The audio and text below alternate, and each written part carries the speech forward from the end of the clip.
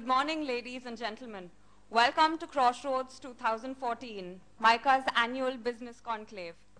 This also marks the beginning of the Grand Alumni Meet 2014. It is lovely to have you, our alumni, back here on campus where you belong. Welcome back to MICA.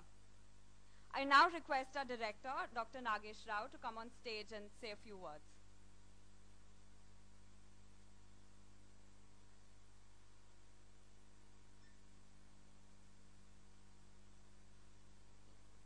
Good morning to all of you. I have fond memories of growing up in a one-bedroom, maybe 450 square foot home in T Nagar, Madras. I still can't call it Chennai. And I remember as we were growing up, father as a journalist didn't make much money, in fact very little money. And he would often tell us three kids that, you know, all I can do is to provide a space in terms of education and opportunity for you guys to grow. And our only legacy are the three of you kids, right? No pressure. But at the same time, what he said, or my parents used to say those days, I think are important for us here as we welcome the alumni back to our campus. Our legacy, our alum in terms of where they are. You came here, you had some memories, you created some memories and added important value in terms of who we are as MICA, and you've gone off into the world to do some pretty amazing things. It's good to have you back and share those stories, and I welcome the current PGP students who are creating their own memories and their own impressions, if you will, at MICA right now. Right, very quickly, I just want to say a few words in terms of where we are today. And I think it kind of, if you want to take a business model or a supply chain model, and if you think of it in terms of inputs, processes, and outputs, what are some things that have changed for us in the last couple of years? One is the amazing faculty, staff who take care of the campus and have made this place absolutely beautiful. I often say that we have a Zen campus, which is quite true. And there is nobody who comes to a campus who immediately doesn't say, wow, this is remarkable what you have created here. So I want to thank all those people in the last 20 years who have played a big role. It's very easy for us here today to look at it and say that, yeah, this is ours, right? Let's give a big round of applause to all the faculty, all the staff, all the students.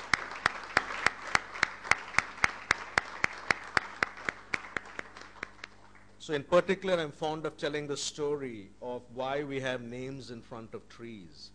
I know of no other place on no other campus when we have guests or when we have plenary speakers or keynote speakers, all we do is to invite them to plant a tree. And I think 20 odd years ago, there were not very many plants. Like 20 odd years ago, we didn't have so many students, right? And today we have more students, and we have trees all over campus. And in fact, we send a photograph of this tree sometimes 5-10 years later to the person and say, we remember you fondly, and your tree is doing well. And it's quite amazing. The top CEOs and the top people immediately reply. For all other requests, we never hear back from them. Right? So there is something, I think, magical and special about that, right? So in terms of the input, you know that a couple of things that have happened is the main programs we have in terms of the PGP. And in the PGP, thanks to the efforts of the faculty and the governing board, we have a brand new specialization in digital communication management. We started it this year, and I know we're going to have a panel that focuses on that specifically. We are excited about it, but as you can imagine, as a new program, it's got its own growing pains. But having the first mover advantage, I think we are reaping a lot of benefits. But like all of the first movers, the key is that we don't stay static. In a digital context, we have to move constantly. And so having inputs from alumni and friends and colleagues from all over the world has been a huge step for us. We have done great strides in changing the nature of our MyCAT exam. I'll be honest with you. Ideally, we would like a situation where students don't have to come through CAT and then come to MyCAT. Because for us, MyCAT better represents in terms of the kind of students we want here. right, which is somebody who's balanced in terms of their orientation, left and right side brain, creative and analytical, IQ, EQ, and cultural quotient, and so on. And in the interview process, as you know, we're one of the few schools where we have somebody from the industry in the interview process. What better way for us to know what they are looking for in about 2 years' time and today, and give those inputs to us, right? And I know every committee here in terms of the students, and this includes the PGP, the Crafting Creative Communication Program, the new FPM program, which is our doctoral program that's happened for the last 3 years, and the multiple committees and your devotion, if you will, in terms of what we do, whether it's My Canvas, Natrani, and most recently, I'm just about to tell Mujib and others that our community radio station is doing so much more these days. They've done a baseline study of the villages close by for the first time, and one of the key issues they've identified is the fact that child marriage is still a very important challenge or issue in the villages around. And we're learning more about what it is and what we can do with the communities through My Kawani to make it happen. In terms of the process, we talked about the curriculum. The curriculum has changed dramatically. We have faculty from different places. And also, I think the engagement in terms of the conversations we have about issues are happening at multiple levels. And the focus, again, as you know, I love to say, is this notion of making the focus on profit, planet, and people simultaneously, and making it as a way of life here at MICA is something that we're working on. As far as the outputs, the students are always happy to hear that we have 100% placement and that our average salaries are going up. And also new and newer companies are coming to hire from us as the older companies continue to engage with MICA in that process, right? And for our Crafting Creative Communication program, we moved it from a 6-month to a 1-year program, which I think has been a huge plus. We have some really amazing creative people coming out of it that go into the advertising industry predominantly, but go on to do better things and other things in other places. And we are proud of our doctoral program. I was mentioning to the alumni that if MICA wants to be internationally renowned, we have to be known for our cutting-edge research, both nationally and internationally. And one way that happens is through research and scholarship. And the primary focus of that is through a doctoral program. We are young and fledgling with about 9 students right now. But as it grows, as we grow, here's the perfect combination of practice, the issues faced in the real world, in the corporate, NGOs, and any other context, feeding into the research, comes back into the classroom in terms and goes into training, consulting, service, publications, and so on. So we are happy. We are happy to be here, and my welcome again to the alumni. Please enjoy your time here and come back home soon, more often. And we wish to engage with you, and thank you to the current students for being here and the faculty and staff. And let's have a great time this weekend. Thank you.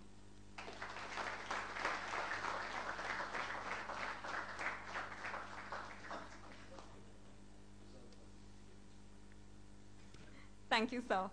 And now for the business conclave, we have 2 panel discussions. The topic for the first discussion is marketing in a disruptive digital age. In this new digital age, it is imperative to consider what to do when all the rules have changed. Now, the focus lies on crafting an entire experience that keeps customers engaged on apps, mobile devices, and social networks apart from traditional media. And the onus is on marketers and organizations to embrace these disruptive trends in order to gain a competitive advantage. Today, we have with us some esteemed alumni who shall talk about these interesting changes. Welcome to MICA. It's lovely to have you back on campus.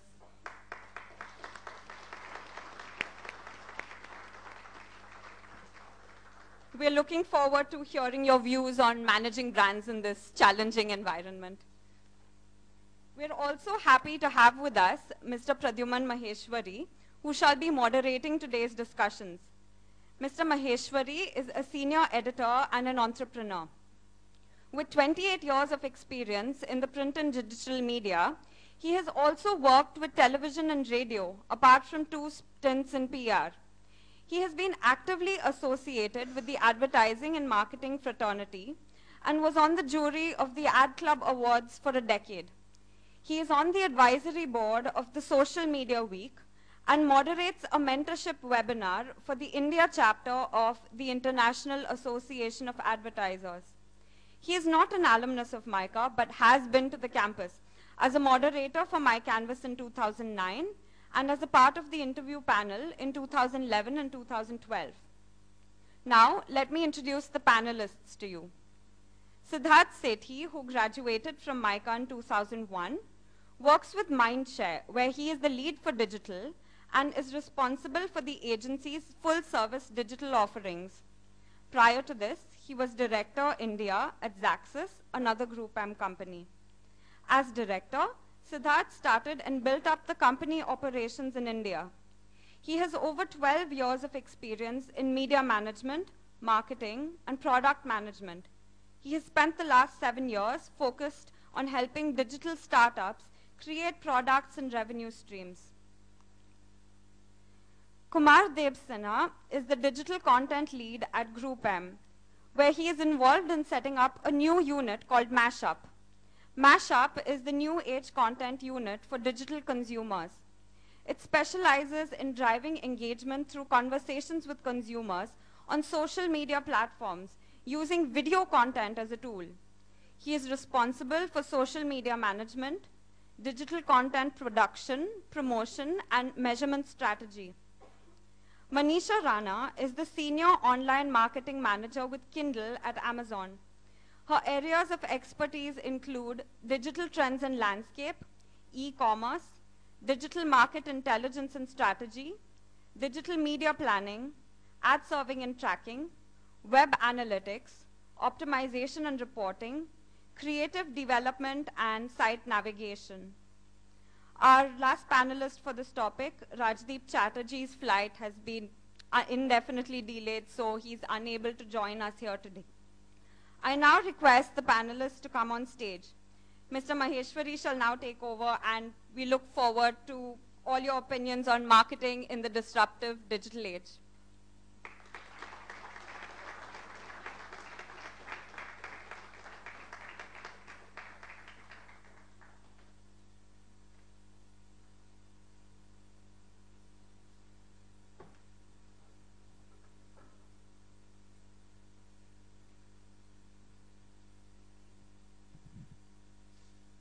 Hi, good morning, everybody, and welcome to the first of the 2 sessions that you have to bear with me. You know, I've had, I'm the only non-Mican here, I guess, and some of you who may have endured a few of the interviews that I was part of, yeah. But, you know, it was a panel, so I was not the only person over there, just remember that.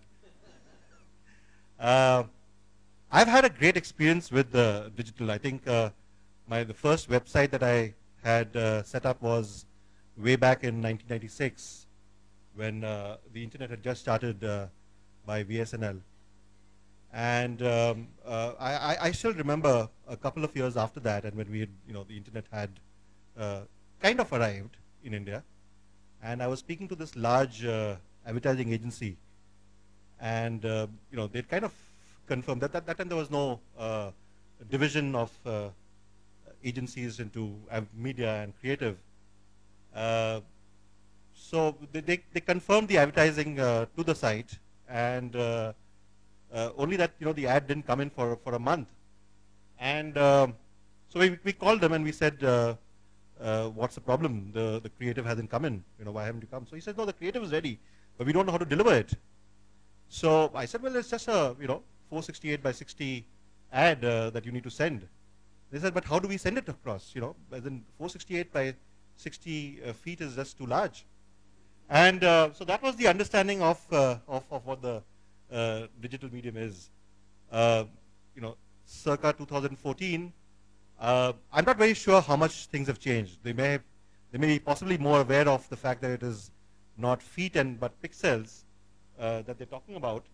But the question is really, in an age where, which is decidedly digital, you know, we all,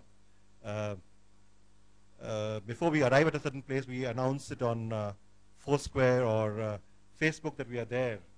I wanted to do that last night when I was here on my Facebook that I'm here, but that's how we are. So in this decidedly digital age, the question which everybody obviously wants to know, and I guess students of the current batches more so, is are we really ready for this digital age? Do we, as does the marketing fraternity really understand this digital age? Are they really able to look at truly disruptive activities in this digital age? And that's where we have the advantage of a panel of practitioners here who can throw some light on the issue of marketing in a disruptive digital age.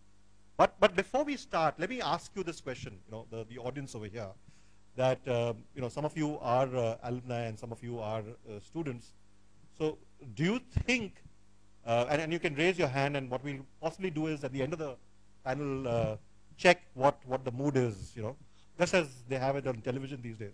We're so influenced by television that we have to do things on like they have on television. So how many of you really feel that that the digital age, this digital age, marketers are truly exploiting it? How many of you feel that marketers understand the digital phenomenon? Yeah, raise hands. How many of you feel that marketers are understand the digital age? Hands? One hand I see. Two? No, half hands, please. Sorry, I'm not going to raise my hand. But anyway, I'll raise my hand. Yeah, how many of you feel? So 3, 4, 5, 6, 7, 8, 9, 10, 11, 12, 17, okay, say 35 people here feel, but not too many hands. Not too many hands. So let's hear it from the three panelists here. Let's hear it from them, and let's possibly after 50 odd minutes figure what you'll feel again, right? So without trying to be, it's not a question of being gender sensitive or sexist or whatever, but I have to, request Manisha to start the proceedings. And just your opening remarks on the topic, and then we'll possibly have a have a healthy discussion and then throw it open to the crowd here. Thank you, President. My thoughts on the topic, actually, I don't agree with the topic. Marketing is disruptive. The digital marketing is disruptive only when you don't understand it. You're not open to change. You're not willing to accept what is happening in the market today. Otherwise, it's dynamic, digital world. So the topic ideally should have been marketing in the dynamic digital age rather than disruptive. It's only disruptive if you're not open to accepting changes that are happening in the market, and you, as a marketer, have a closed eye to, okay, I will go with traditional media, or I will go with what I think is right. The success matrix of digital marketing is, changing very fast. So what you set as a goal to achieve, by the time you've achieved that goal, there's a new technology which is, outdated that success matrix that you had put for yourself. So I would, right now start by saying that it cannot be only digital marketing, or it cannot be only traditional marketing as a marketer. You always have to look at the entire 360-degree experience of the customer with your brand at various touch points. Now, whether those touch points are with digital as a medium, or those touch points are on ground, in the shop floor, wherever they are. So the objective of the marketing has to look at the experience the customer has holistically, and not just in the digital arena. And your strategy cannot be just a digital strategy or just a offline traditional media strategy. It has to be very hand in hand, so to say. And do you think these are being met with in the current scenario? So globally, it's a different phenomenon, and India is a different phenomenon, I would say. Globally, brands are making a lot more conscious effort of trying to meet these changing needs, and brands are willing to take the risk and invest a little more in the challenges that the new digital media poses. But in India, I think marketers are still a little conservative. Though everybody wants to be in social media and everybody wants to understand what the market trends are and what the youth are doing, it's just that there is a safer path of, proven path of what the traditional media has been able to achieve over a period of time. So the percentage spends, if you look at it from the marketing strategy perspective, the percentage effort, the resources that companies are putting into digital as a medium are really not what they are globally. So, and marketers are not really open to taking the risks. They want to try the medium slowly, see what the ROI is and what the returns are, and then gradually open up purses. Though everybody wants to be digital, everybody wants to have a Facebook page for sure. But you know, marketers are being very conscious in India and very careful, because it's all about, you know, achieving the end metrics and achieving the bottom line for the organization. So you have a tried and tested medium which has proven of television, print, radio, whichever way it has been. It's just new media is going to take some time, and it's not as evolved as it is globally. Great. So let's now thanks a lot, Manisha. Let's hear it from the ad spend walas, you know, the people who manage the various spends and figure from them. So I'm going to request Siddharth to give his opening remarks, and then we'll move over to Kumar. Yeah. So I think the level of disruption, there's a hierarchy in disruption.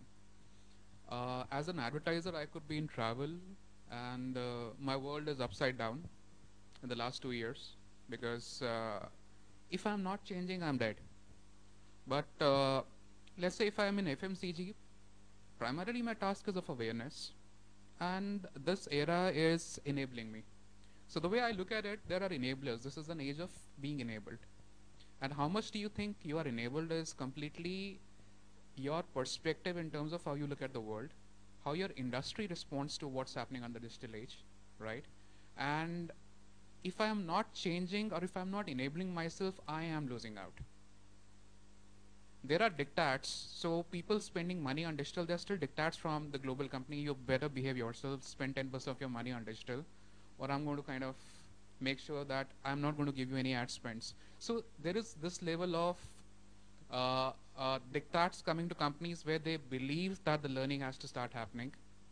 And then there is another side where if you are not learning, if you're not enabling yourself, you are threatened, your entire existence is threatened. So there's a hierarchy of disruption, there's a hierarchy in terms of how much awareness, engagement, and advocacy is impacting your business. So it's not like that today we are meeting the marketers and everybody is saying, listen, either you tell me what's going to happen in digital, you are the knight in shining armor, you are the guys who are going to take me to the next generation. It's not happening in that ways. They still manage their outdoor spends, they still manage their TV spends, they still manage a lot of things. But depends which marketer are we talking to. For some, but one thing is common, that the share of discussion, even if the share of spend is 10%, 15% or 50%, the share of discussion today is 80%. Everybody wants to talk to the digital guy. We are like the tadka in the dal, right? So there has to be a mobile angle. Of course, it is a given. I mean, it doesn't take rocket science for you to figure out that people are on Facebook. It doesn't take rocket science to figure out that people are Googling. They are checking into Foursquare. This is not rocket science. It's just the fact that today, if earlier brands were talking about research, today I'm talking about listening. This is exactly what Kumar also does. He is in content marketing today. I mean, there are newer designation, newer terms coming into the picture. We're focusing a lot on listening. For the first time, I can actually be part of the conversation of a consumer. I can moderate. I can influence. I did not have these enablers earlier. I could broadcast and I could hope for a reaction. Today, I am not in the business of broadcasting. Today, I'm not in the business of post-mortem that I had planned for certain GRPs, and this is the number of GRPs I'm going to get back. Today, we are, like you say in accounting, in the business of zero-based budgeting. I'm planning to be here, I start here, and I plan to finish there. And in the process of listening, I am taking my conversation, I am taking my engagement, I'm taking my advocacy to the next level. Because you'll realize, it's as simple as that there are no second, I came second is not a possibility. Google it is, right? Facebook it is. Twitter it is. So is there a possibility for, I can go on, I think I just made, was that an opening remark? That's an opening remark. Okay. But Siddharth, I'm going to come back to ask you this question.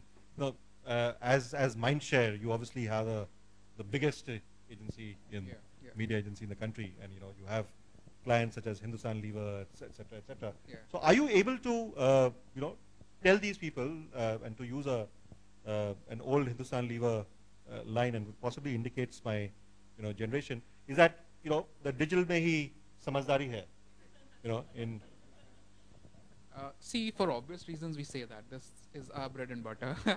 As much money I can divert on digital, but that's commerce. But the other thing is, you cannot tell a marketer what to do. He tells you what to, or you make him believe that he's the one who's telling you what to do.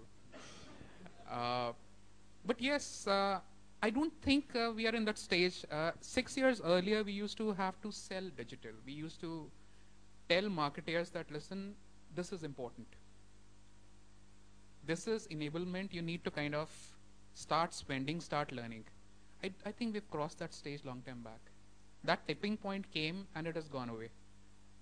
In fact, who did not get around to spending money on digital and understanding how it is growing. Today we're talking about programmatic buying. We're talking about machines taking over, and we getting back to originally what we were supposed to do, communication. We're not into, actually I think it's a fantastic time. It is not going back from the basics, away from the basics, it's going back to the basics. Today we are saying that I'm having engagement with the customer, I'm having a second round of discussion, third round of discussion, fourth round of discussion. So I'm actually focusing on communication. I'm not focusing on media operations today. So if I'm retargeting, I'm focusing on what is my second round of discussion. If I'm having him in a social discussion, this is what I'm talking about, and this is exactly what the marketers are also talking. The level of understanding, I think, has gone up for everybody. So it is not fair for even a marketer to sit in a discussion today and say, listen, can you tell me, is 468 by 60, is it a banner, is it feet? I mean, I think he'll be thrown out. Right. I think, one of the things which we are going to talk about later is, we're talking about the disruptive digital age, but we have to possibly look at how we're going to disrupt, traditional marketing notions. But before that, we come to Kumar. Thank you, Prabha. I'll start off with this disruption, okay, and how it affects our life every day. Now, I'll give you 3 stories. It was disruption for me. The day my sabzi wala took order in WhatsApp.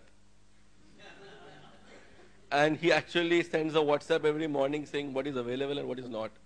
Like, I was, okay. Every maid who comes to our society first gives a mobile number so that you are available. My grandmom, who stays actually some 80, 100 kilometers from Calcutta, actually was a village at some time, today connects with me on FaceTime. And another weird one was, I was trekking in Sikkim. I was actually quite 85, 100 kilometers away from a village. And the guy who was trekking with me, the guide, he was talking about the latest movie which was released a week back, and he showed me the movie in his mobile. So this is disruption. So what is happening, I think, is marketers are not a different breed. They are also humans. They are also seeing the change which is happening in their daily life. And they just need to follow that, that consumers have moved. Now, everybody has a device, and maybe multiple devices. People have 3 devices. Now, engagement is happening on those devices, right from the sabziwala to the CEO. He's connected. He's getting information. And you just need to be aware of that fact. I think as a marketer, I think there are 2 things which has happened. One is transparency. You can't be gimmicky anymore. You can't pull the fast one, because everybody knows everything which is happening, or at least they're aware, or they have the device to get the information. So if you are working in a transparent world, I think more and more what you need to be aware is concentrate on the product, concentrate on the people, and give a better experience rather than trying to pull a fast one in the short term. Marketers are aware of that fact. I think. And the other one is, yes, it's always on. Now, there was, when I was in there, I think I used to hear one quote. I don't remember the quote properly, but it was something like, when we advertise 50% of the monies, we don't know where it's going. But yeah, it is effective. I think more and more what is happening is you are aware of the consumer. And now that quote, if you say that if you don't know where the 50% of your money is going, you will be pulled up badly. So if a marketer still continues in the domain that, yeah, I advertise, or we as advertisers, if we tell them that let's create a television commercial, because we always love to do it and that's a lot of money, I think sooner or later we'll be thrown out. That's it, I think. But do you think, Kumar, do people really, are marketers, I know I've been asking this question in various ways, but I'm going to ask you once again, do you think marketers are really spending money on digital? Do they really believe, there was a very old saying which said that you don't lose your job by buying an IBM computer. So do you think they believe in digital to the great extent that they're not pulled up by their at the end of the year their appraisals as to why did you spend your money incorrectly? I'll just add to what Siddharth said, and I think that's the good part. Is I wish they believed and spent more money in sync with how much they talked about it. So every conversation, I think, is 90% of digital. But when you see the final budget allocation, let's just leave it there. So I wouldn't even say it's 10%, right? It's 7%. Currently, if you look at the trend in India, digital is 7% of total spends in advertising. Right. I think the caveat to that also is that digital, it's a network in itself, right? So Google was not created by splurging on television monies. There are a lot of companies, I'm just not quoting the obvious Google one, but there are a lot of marketing companies that have just grown by not spending. It's the viral effect that takes over, right? So yeah, I mean, there is a certain proportion, but I think the leverage that digital has is that you can create a quorum and let that quorum take over after some time. So that's where, if you're spending too much of money on digital also and you're not creating this quorum and that network effect doesn't flowing into you, I think that's also a problem. We've of course seen a great, creative ad which was personally released first on YouTube, the Google ad of the reunification, which worked very well on as a viral, etc. Yeah, just to add, they needed television to ensure that everybody's seen it, right? They did not just restrict themselves. So even a digital pioneer organization took the traditional media route to communicate what their brand is, and they brought that ad onto television to share it with the world, right? Or similarly, all the e-commerce players like a Make My Trip or a Flipkart have had not relied only on the digital media to communicate to the consumer. Even they are totally digital businesses, right? They have also taken the advantage or relied on the traditional media communication to reach out to their target audience. For instance, Hungama released an app for Jai Ho, and to promote the app, they had a TVC. So I guess that's happening. But Manisha, do you think, we've of course the underlying sentiment is that there's not enough spend on digital as of now. But do you think it's been growing? Is that, are they spending a lot more in terms of understanding the digital medium? Definitely. Today we know the more searches happen more on mobile than they happen on the net, right? So if there is a marketer who's ignoring that, like everybody said, it's not going to survive in the business anymore. There is definitely a more, agreement to the fact that you cannot ignore the digital media. The question is, what in digital media are brands willing to spend on? Like SEO and SEM become like the natural hygiene to have in digital media and the first adopters as channels in digital. And every brand wants to be there when a consumer is searching for them on the go or wherever that is, right? And then look at the other avenues of digital medium. So spends have definitely increased on the medium, but digital has not been embraced in the manner that, like I said, it has been embraced globally. And in India, there is still a lot of education that needs to go in how to exploit the digital media more to make it more personal, because digital allows you to make it very personal communication. because digital is so measurable, and the ROI is very understandable in the digital medium, brands have embraced it a lot more. You use the word measurable, but at the same time, we all know that it is very easy to influence the measurability. There are shops across the country which, are click operations, which just ensure that they keep clicking so that, the measurability increases. I've seen marketers, I get press releases which say that, this YouTube video got 40,000 hits on day one, and I know that even the Google ad did not get 40,000 hits on day one, which was, otherwise remarkable. So do they really value the, undercoat measurability? I completely disagree there. I'm a firm believer of analytics, and I truly believe that you can make out when it's fake analytics. I don't know if audience here has seen the Adobe commercial, where Adobe had just produced a very good commercial on Empower of analytics, and there was a kid sitting at home because he loved what he saw on television. He was just clicking on diaper ads, right? And the commercial shares that the diaper sales just shot through the roof because they were looking at analytics and they only looked at clicks going up. While the back end was, there was just 1 or 2 kids in the world who were just loving the commercial and just clicking on it. So that highlighted the power of analytics. I think smart marketers know how to read the numbers. They cannot be fooled. There are enough about companies outsourcing the likes on getting on a fan page, but a smart marketer would know how to read the numbers well. So that the operative word is smart, right? I guess let's from disruption to smart. Is the smartness factor really there across marketers? And are certain sectors more amenable to digital as against other sectors? Is that, I remember Sunsilk, the gang of girls, as one of the early embracers of the entire digital forum, and they had a entire website, a microsite, etc. And you have a host of your other clients who are doing that. Are there certain sectors which are adopting digital more than others? Has to be, right? I mean, it's just the need for some marketers to be more savvy. If my business is online, I have no option but to be smart with SEO, SEM, social. I have to be.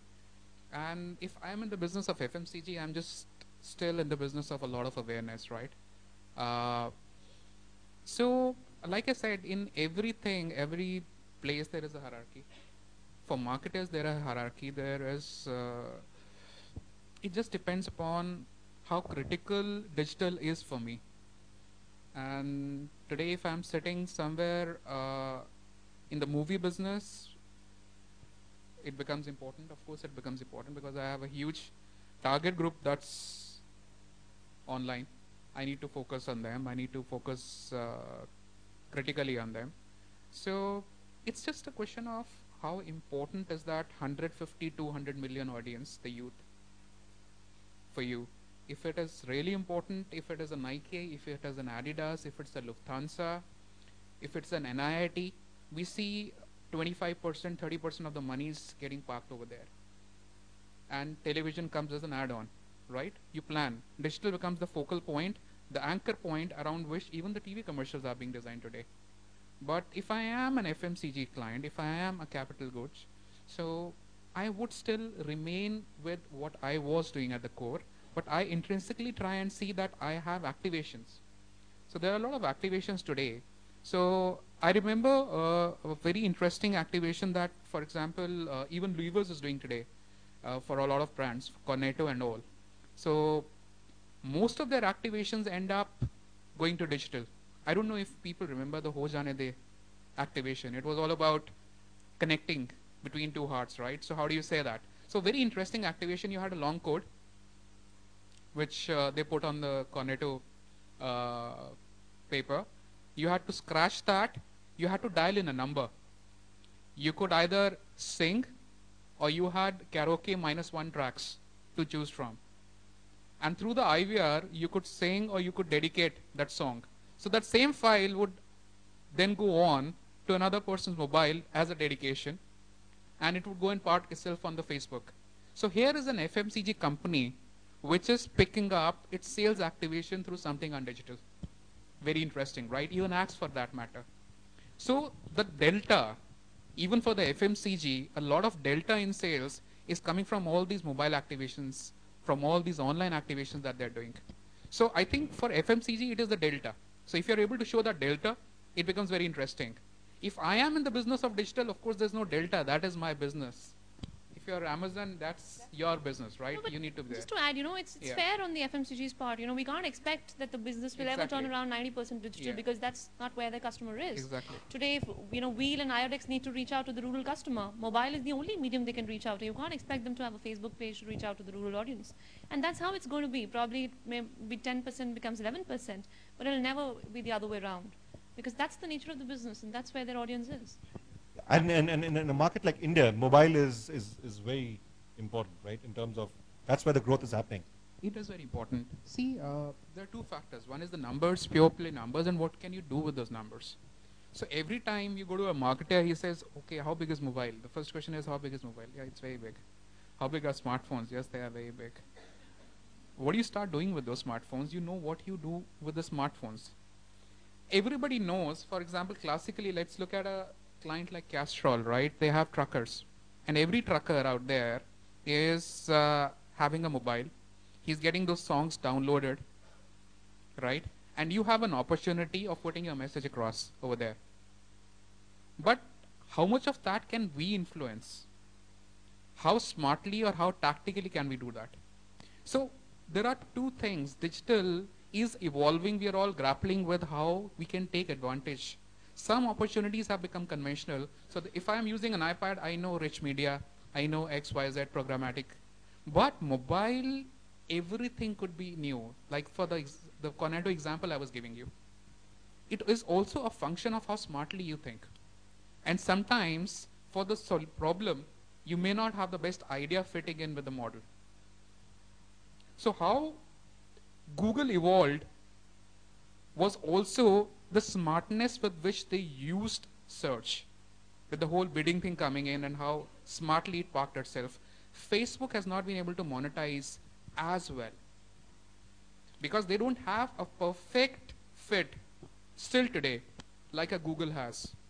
So can we do a lot of things on Facebook? Yes, we can do a lot of things on Facebook.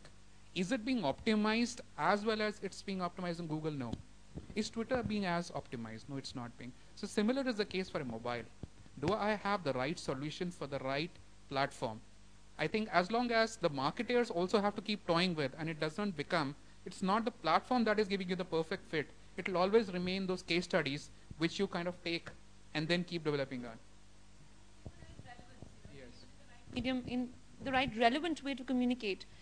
Just to be on mobile, there is no point, right? You can just do whatever you want to do.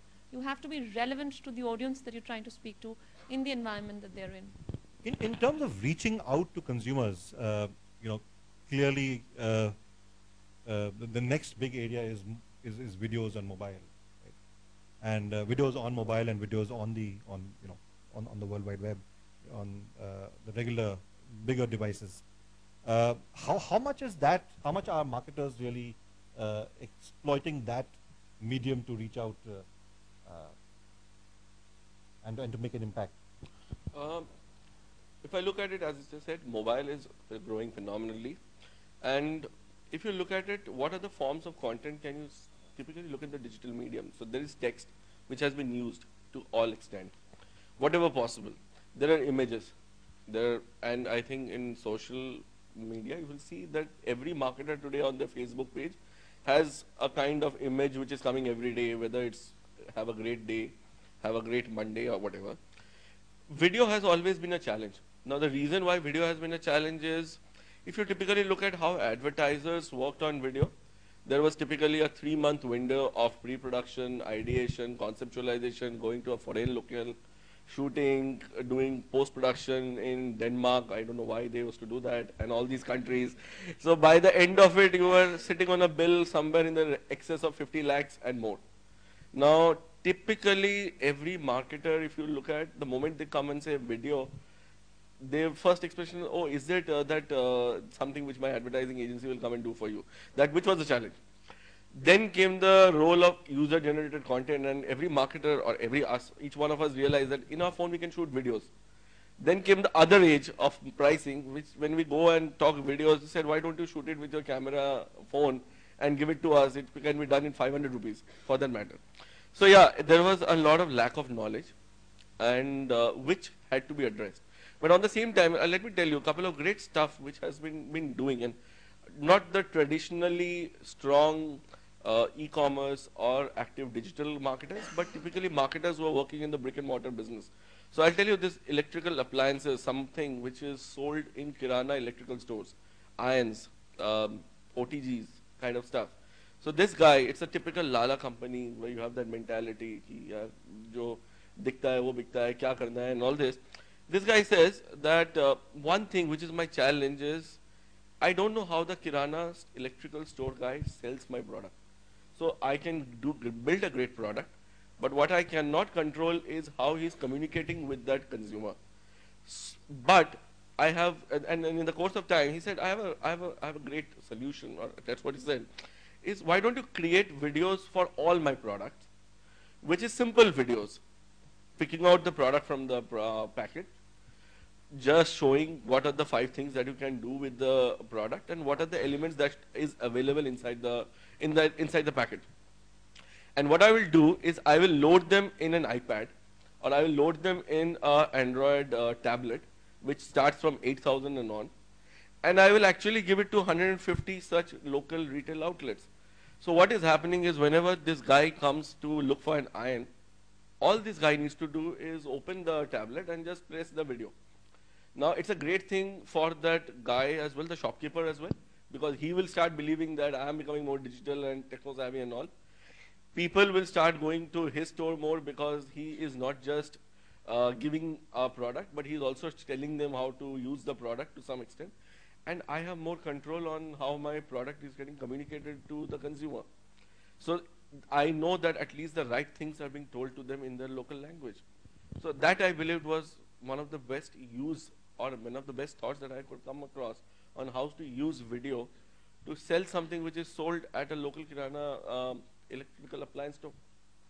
So that's one way that I have seen was really. But are larger advertisers, are larger marketers looking at videos in a bigger way? Yeah, I don't know. Have everybody heard about this car called Ford EcoSport? Yeah. By any chance, do you know how this car was launched in India? They didn't do any mass media. There was not a single TV commercial. There was not a single press release. After the car got launched, yes, of course they were there. But before the car was launched, there was nothing which was done on mass media. It was completely launched on digital through content. Exactly. So again, I'll just quickly tell you, the simple stuff was, let's give the car to people before the car is launched. Let them go and create content, and let the customer speak, or the guys who are driving the car become my biggest advertisement of my car before the car is launched. And this was done 3 months before the car is launched. So what is happening is 35 cars, 3 months before the car is officially launched, given out across India to 12 different cities, roamed around by 100 real guys for around a month, and create content around those 30 days of using the car. That was, what, 500 pieces of videos created much bigger buzz, and phenomenal results in terms of leads and registrations.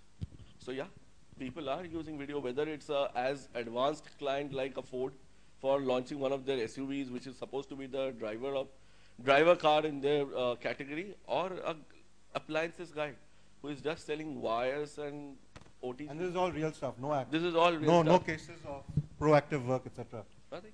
Sorry, I have a little disagreement there, and I come from the fact that using video as a platform, like, the biggest challenge is bandwidth in this country, and it's great to have a wonderful video that you specifically prepare for digital as a medium, but what's the point of it if people are not able to see it? And bandwidth becomes like a huge challenge that marketers look at when addressing this. And even on mobile, the video streaming is not really the best experience that you have right now.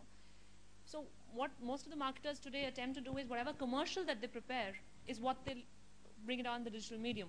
There are very, very few examples that you would look at which are not UGC, where marketers have spent extra money to do a only video digital medium commercial.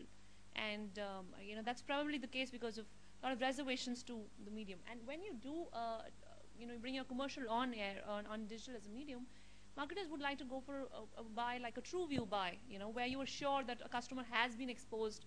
So true view is when you pay for on YouTube, when you are very sure the customer has seen your commercial. It's not just a customer does not have the option to skip your ads and things like that. So today, video as a channel, I think marketers have a lot of reservation for if they're doing what they're doing is bringing the commercials that they built for television and not necessarily commercials which was built for digital as a medium. I agree completely to some extent, and I also disagree to a lot extent. Agree, yeah, completely that bandwidth is an issue. And that's where I'm hoping Uncle Ambani will come with the 42 Mbps, what he's talking about. And once we have a 42 Mbps available on your mobile, hopefully that will not be a challenge. Where I disagree is, if in the name of video I'm giving commercials, and that's the way I'm hoping that my consumers will be knowing about a product. See, again, nobody wants to watch a commercial. Let us all agree to that. An advertiser nobody. We have enough and more options of content which is available. Why should I go and watch a TV commercial, or for that matter, any commercial? I think the biggest challenge is the mentality of, can we move away from talking about the brand and move into the space of how can I be more effective in the life of the consumer through my product. My product is solving a need, a want and need in the life of that guy in the physical space.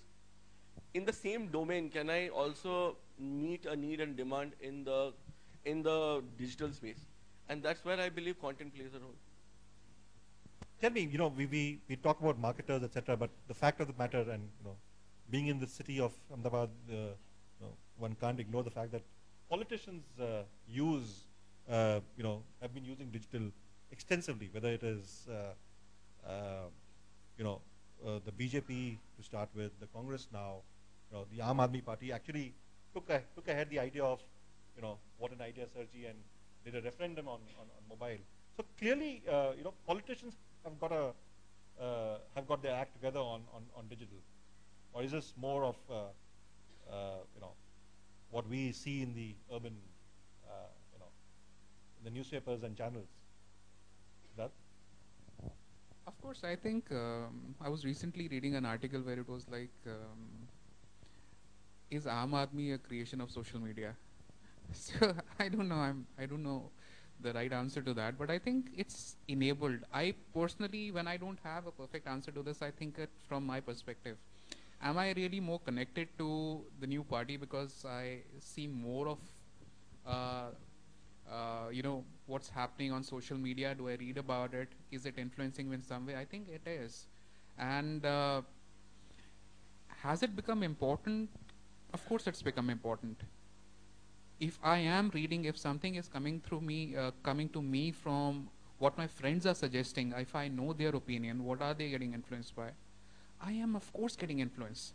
And I, up to a certain extent, really believe that this entire Aam Aadmi Party phenomena is somewhere a lot of catalyst for it came from social media, it came from the digital media. It really was the quorum, the noise that started all around it was from social media. Then it got pulled into other media. And they've been able to sustain it because, like I said, there is always a viral effect within social, right? So that virality is self-growing at any given point of time. And it's not dying out anytime early. That's my opinion. Okay, let's open it up to the audience to, yeah, go ahead.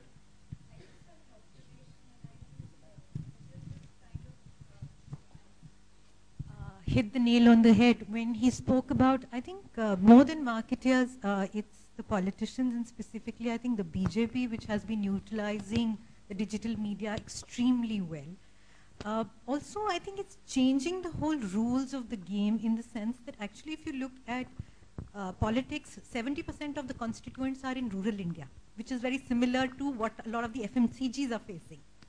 But by actually spending so much of their energy and efforts on digital media, they are being able to create a buzz which is actually translating into rural media. It's completely changing the rules of the game.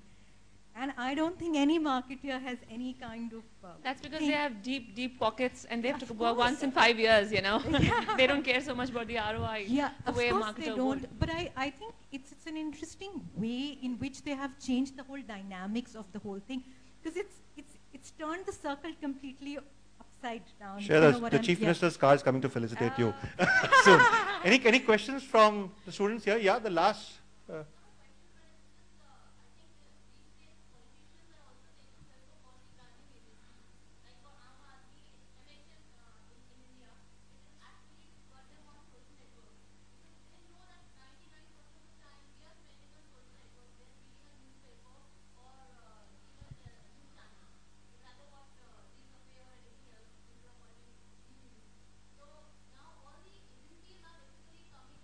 Is he one of the sponsors? Yeah. Anyway, any questions?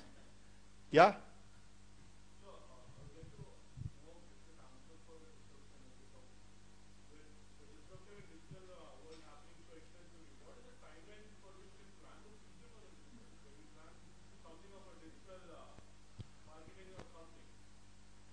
Everybody here has spent around 10 years, but tell me.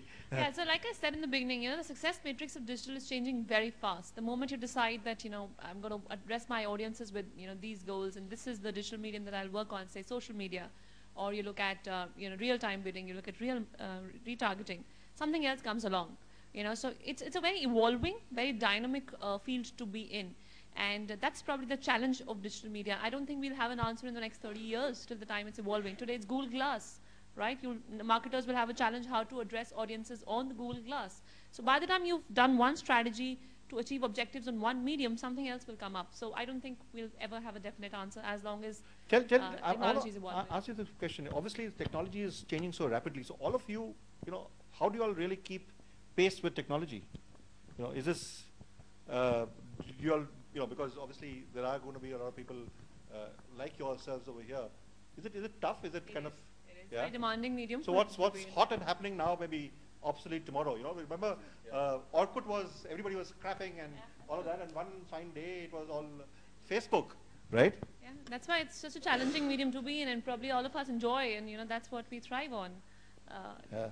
Despite my grey hair, etc., I was, you know, fairly active on all of these happening media. Yeah, sir.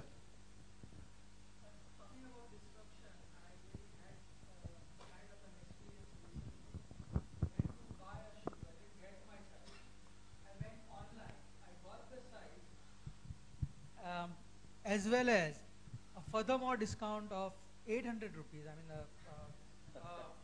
a shoe that I bought 3,000 at 3,000 just about 12 hours back.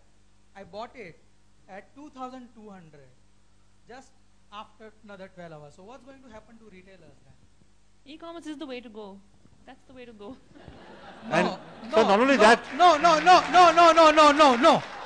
No, I don't believe it. I don't believe it for the simple fact You got a that discount and you don't believe it? Unless, I'm talking about retailers, not particular. Unless I hadn't had that experience of that, because I went to the shop and I bought one. I liked that shoe. I'm not going to get that experience from e-commerce.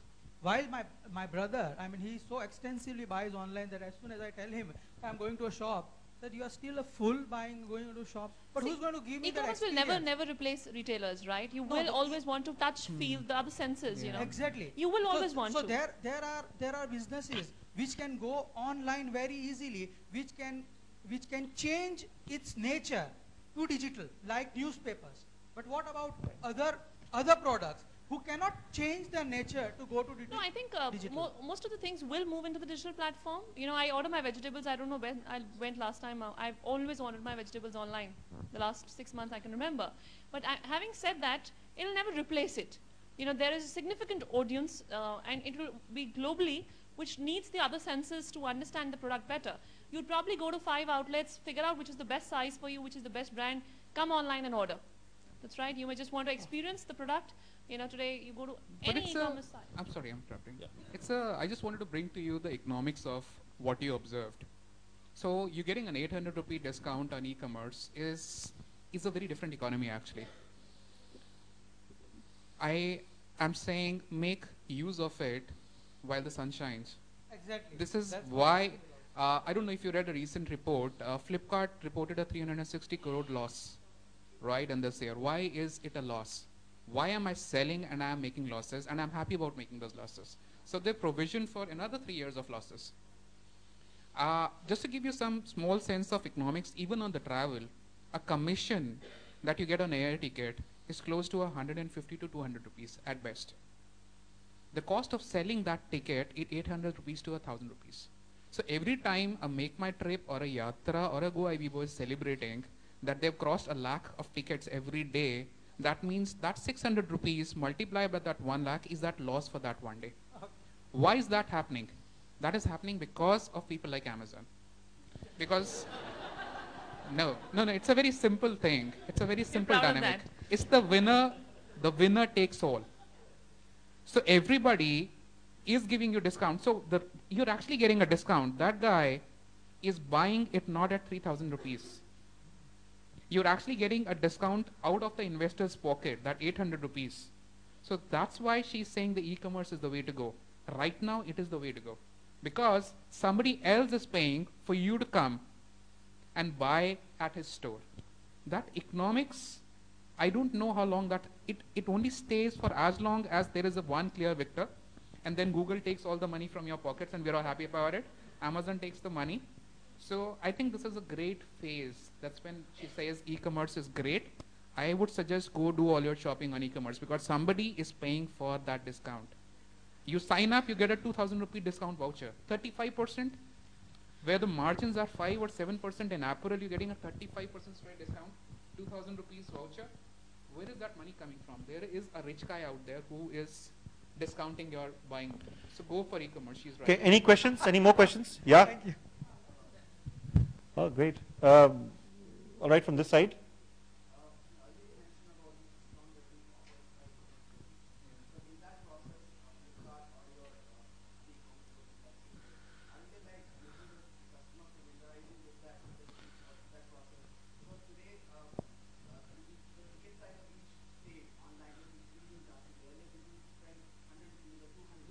Yeah. See, evangelizing, I get your question. Evangelizing is one thing. The problem is that the economy, this digital economy is on stimulants today. It is not fed because somebody wants to evangelize. It's not a holy objective that somebody wants to evangelize and grow and get you all to know about e-commerce. It's a simple funda of there is a VC who's put 50 million behind Flipkart. There is another venture capitalist who put 50 million behind AB. Right? If this money dries up, there is another guy who's going to go forward. So this today is not about the marketer. It is not about the guy who's running the show. The contest is between the investors. No, I disagree. Yeah. And I'll be, Okay. just to add, marketers do simplify life in e-commerce, Yeah. And case in point, don't have many examples from India. Like Amazon just launched the tablets. They launched with a service called Mayday, right? You have e-commerce supplementing discounts, you have the best product available. But as marketers, we also looked at customer service. So when you have a challenge with your product, you call up an IVR and you're waiting for somebody to assist you. Yeah. While the tablets that Amazon launched had a button of Mayday. The moment you press that, you have somebody live, like a Skype call, who's helping you out with whatever challenges you have on your tablet. What I'm trying to say is, I agree with you on the economics part completely. Marketers are not left behind in this economics. They're ensuring that the customer experience is equally good when you get a discount. This customer who got an 800 rupee discount will probably never buy on a retail store and will keep coming back online to at least check out what discount he has. But as marketers, our job is not just to offer these discounts, but make his consumer shopping experience also pleasurable, so we have loyalty building in Okay, that. I'll just make a point of what is more important. I know it's a difficult point. You are flying on SpiceJet, right? Whether you take a Make My Trip, or you take a Yatra, or you take a GoIbibo, you may have a bad experience, and that's the point. You go back to customer service. But straight off, you're getting an 800 rupee discount from one. You're going and getting a 300 rupee discount from the other one. Which are you more likely to go with? Definitely 800 rupee one. I'm not denying that. I'm saying, but if you know at the back of the mind and you've heard it from somewhere that the customer service, if you have a cancellation or if you have to go for a refund and you will really have to spend a lot of time getting that refund out, I would rather save, or maybe a little expensive, but at least ensure that the customer service is in place. That's what I'm saying. It's a marketer's job to ensure. So today, if Indigo brands themselves as the flight which will always be on time, you're willing to pay the 100 rupee extra because you value your time. You're willing to pay for that. Your time is precious, right? So it's not always about discounts. It's also about other levers of marketing and customer experience. Yeah, no, I'm not denying that. All right. Any other questions? Sorry. Moving beyond e-commerce. No e-commerce question now. Any other? Yeah.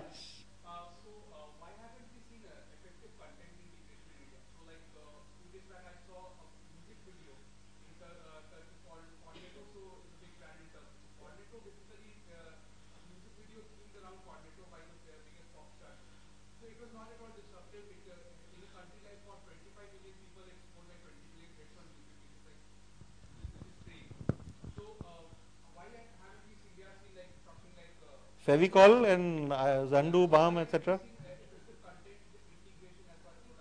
Yeah, Kumar, what? I don't know, when you say, maybe the expectation is that you will have more and more such examples. But yeah, in the last 1 year, I have seen a lot of such great stuff happening out of India. Let me give you an example. We all heard of Kolavaridi. It was a rage, right? Now there were various versions of that rage coming up. There was I think a school in New Zealand who has done one version of it and everything, and that was happening. Incidentally, at that point of time, there was a brand who was coming up with, or rather had a challenge for a long time. They had Sachin for ages, 25 years association of Sachin, and every brand that point of time was talking about what they are going to do big when Sachin score says 100, which was still waiting. So we were all doing something, and then this brand came up with an option. Why don't we create a Sachin anthem with the same guys who have done Kolavaridi and release it as the first official release right after Kolavaridi? That happened. That video got something in the range of what, 8 million views. So that was content. That was content integrated with the brand, and in the context of entertaining, not just but not talking about that it's also boosting the secret of Sachin's energy. Sorry. So again, I'm just saying that again, it is all about the way I'm saying is it's happening in phases. It is also how smartly, again going back to the word smart, how smartly are the marketers thinking about in using content? Just to put things in perspective, you looked at a matrix, which is, it got 25 million views, right? What's the penetration of internet in that country? When you look at numbers, you might want to evaluate that there's probably 90% penetration in that country. The day we have a 90% penetration in India, every video will get a 25 million views in day one. So metrics have to be evaluated with the whole entire environment, and that's what smart marketers look at. Okay, 2 more questions. Yeah? All right.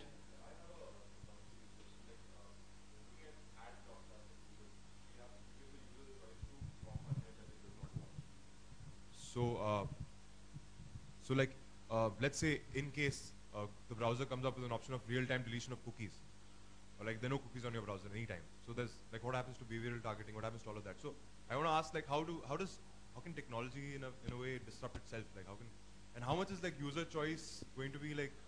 How much are you going to empower the user and all of that? Yeah, please go ahead. I have a 2-year-old, and best babysitter is the iPad. So every time he sees nursery rhymes, he just waits because there's an ad that's coming up. He's just got conditioned. For us, ads are disruption, but he's just got conditioned. He says, "Mama, ad, then nursery rhyme." So there is, I think, 0.1% of the audience which is actually opting out of that. So it's not such a big challenge for marketers at all right now, where technology itself becomes a disruptor. So I think it's not a concern. I thought the biggest click on YouTube was skip ad. Yeah? All right, the last question, yes. Right?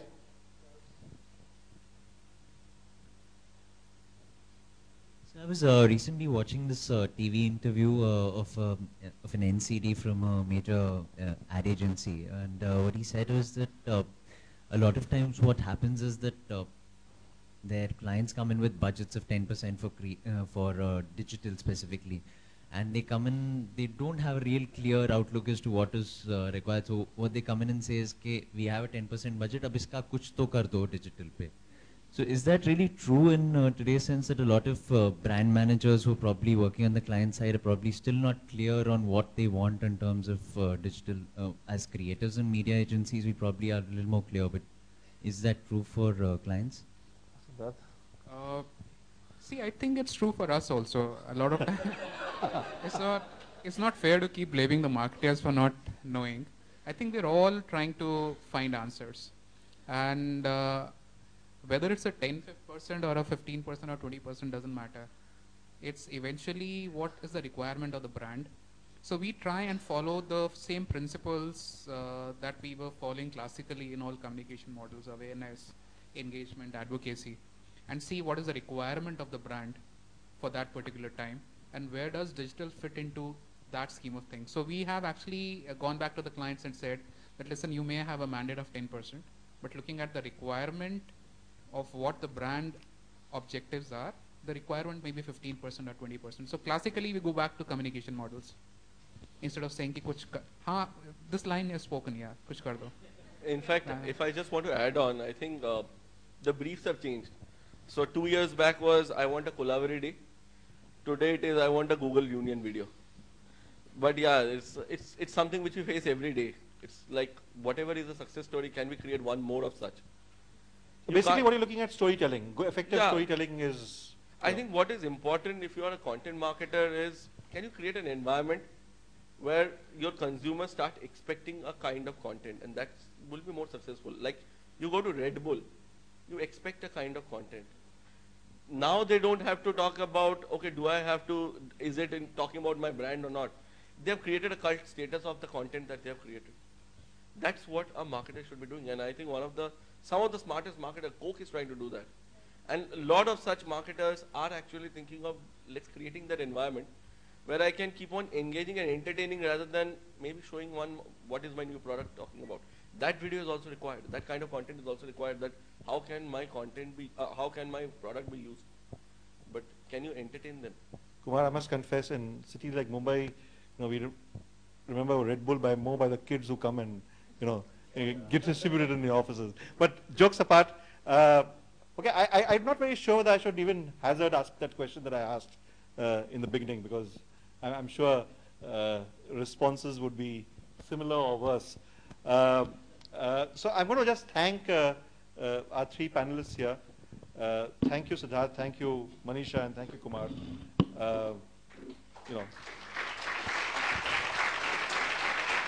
I think we've had a reasonably powerful discussion here.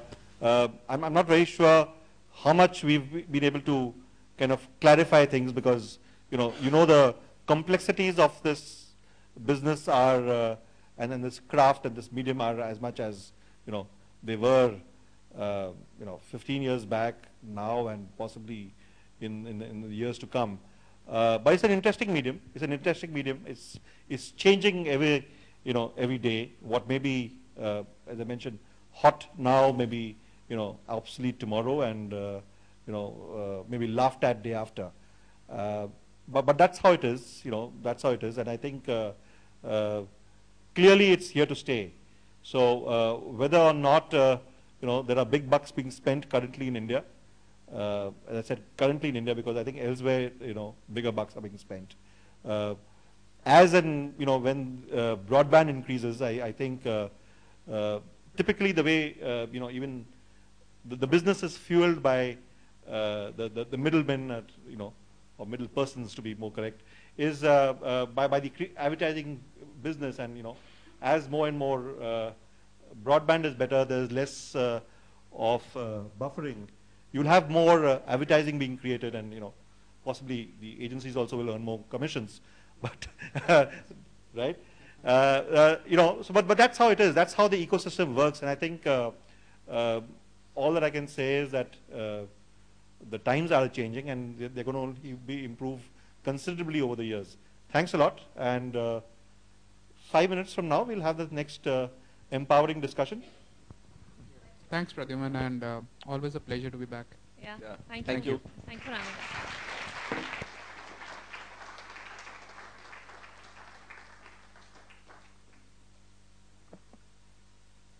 Thank you for sharing your thoughts and experiences. We really enjoyed that. And now let's move on to the next topic for discussion. 5 minutes?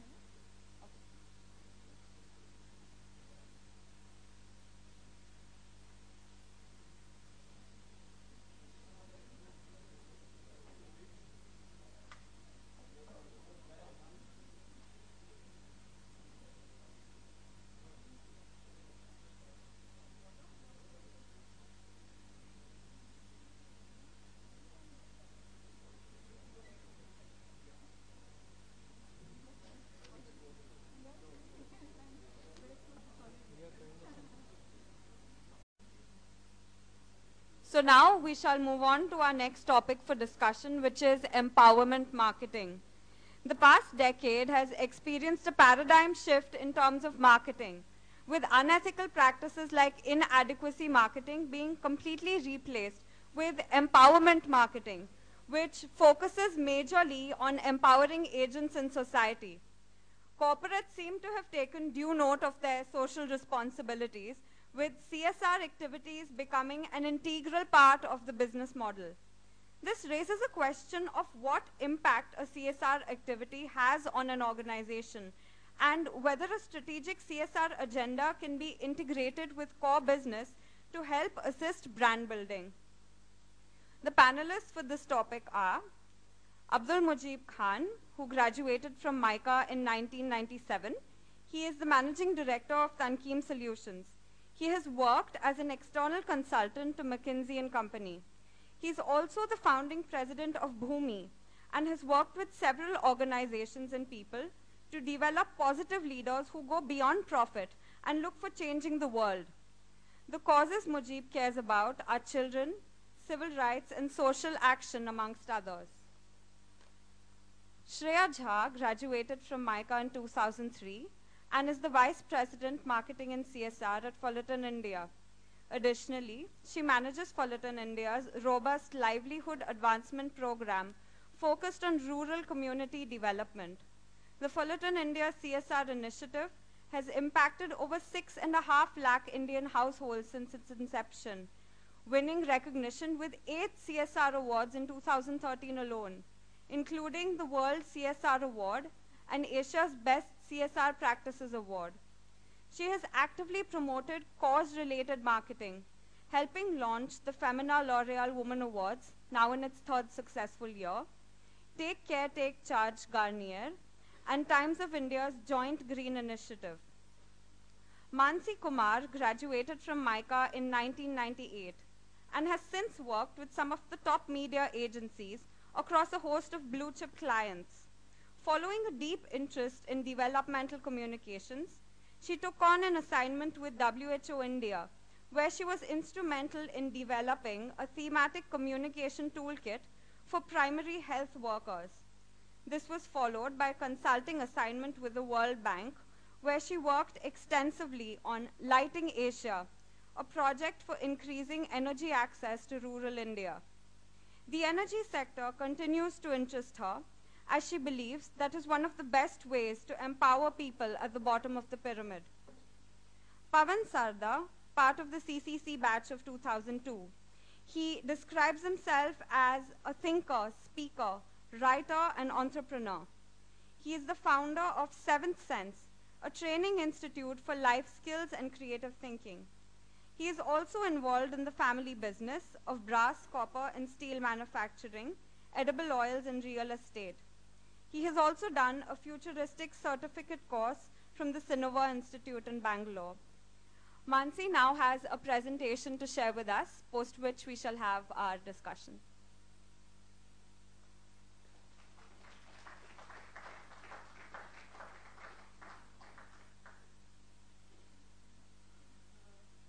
Hi, everybody. First of all, I'd just like to say how excited I am to be here. I'm coming back after many, many years, almost 15 years, so it's really exciting. Corporate social responsibility is not a subject, I think, which excites too many Micans, especially at the beginning of their career. They're hopefully looking at many blue chip MNC type of clients.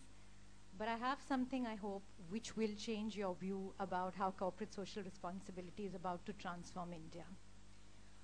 So quickly, I'm not going to talk too much. Here goes the presentation. A big juicy pie of rupees 18,000 crores. That's entering the economy as CSR money from next year and onwards. That's as large as any of the largest sectors in the country today. Attracted to and attractive to NGOs. However, the engagement is bound to hit a few roadblocks. Too much money will be chasing too few attractive NGOs. A makeover is going to be drastically needed. Across the board, NGOs will need to recast themselves. They will need to be driven far more by ideas, by innovation, by sustainability, by accountability, by scalability. In fact, all the buzzwords that marketers always talk about. So there has to be a total overhaul of the way the mindset of the NGOs operates today. They will need to look at developing revenue streams and solutions for bottom of the pyramid, and they will need to become more like social entrepreneurs. And in fact, we have somebody who is a social entrepreneur who's going to be talking about the whole concept of why that's going to be the new way NGOs are going to have to recast themselves. I'm going to give some examples, and I think even though NGOs are very different from the digital world, you'll find today technology is really driving a lot of the convergence of social responsibility and transformation. One of the best examples is is an NGO called Digital Green. Farmers turn filmmakers. Farmers all over the country are making short films using their own handheld camera on agricultural practices and disseminating it in villages with similar farming practices. 5,000 plus villages get weekly demos and training. This is a project which was incubated in Microsoft's Seattle office and has been very, very worldwide acknowledged as a true pioneer. Women are actually learning how to operate these cameras. Women are being able to do editing jobs. Women are being able to train other women. And they're being able to understand how to transmit and send these videos to other villages through wireless. So it's an amazing technology, and it's really transforming rural India. Another service, which is again a great example of how transformation is happening, is an SMS service called Fasal to boost farmers' income. It provides daily and timely information on market prices, weather conditions, buyers, etc. to farmers all over the country so that they can get a better price for all the produce that they are producing. Farmer subscription base is 5 lakh farmers availing the service, and it's actually a commercially sustainable service that is happening. Simpa Networks, again a great example, prepaid renewable energy top-up cards. Basically, people in rural India have such varying agricultural incomes, and they cannot predict what monthly outlay they will have. So every month they can decide how much outlay they have, and they can pick up the renewable energy to the amount that they want. So all these examples are ideas of how enterprise is transforming the NGO sector to actually make a huge difference, thus building credibility and scalability. But what's important is that corporates are going to invest in all these companies. They're going to support all these companies, but they must understand that things take time, patience, they must learn. Believe in the cause and you will find leverage, not vice versa. The thing is, a lot of people are saying, how do we find a cause which is in line with our corporate philosophy, etc., etc. No, that's not the way it works. Find the cause, and you will automatically find leverage for it. You will automatically find passion for it. Impact will only be incremental. You will not see impact happening overnight. You will not be able to reach 5 lakh farmers in a day. You will not be able to do inclusive work. You will not be able to transform communities over time. It will be incremental. Progress will be measurable, but impact will be incremental only. Causes cannot be promiscuous. Be faithful, commit long term. That's the only way you can kind of make a lasting impact, and that's the only way corporate social responsibility is actually meaningful. It's not just the money, honey. foster, mentor, build skills, get involved, share resources, network, promote them. Corporates will need to play a far more active role than just tokenism. For many of you, you will remember times when the only way corporates used to do social responsibility, they used to give a check for the Cancer Society. They used to go and maintain some green patch outside their offices. They used to give 100 blankets to orphanages. That kind of tokenism has to change. The involvement has to increase. Together, you may end up changing the world, and if not that, at least have an engaging, fulfilling partnership. Thank you.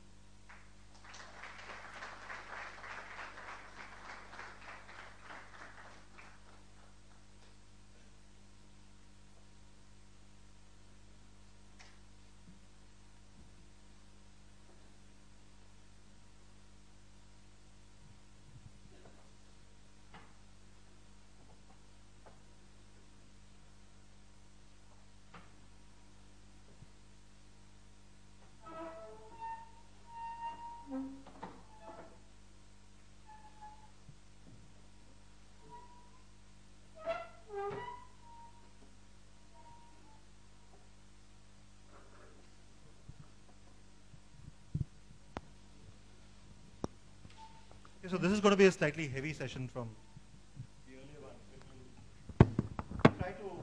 We'll try to lighten it as much as possible. Yeah, and that's part of my job. You've obviously seen the presentation right now, and I think it was. All right. I think I'll have to bear with this, but anyway.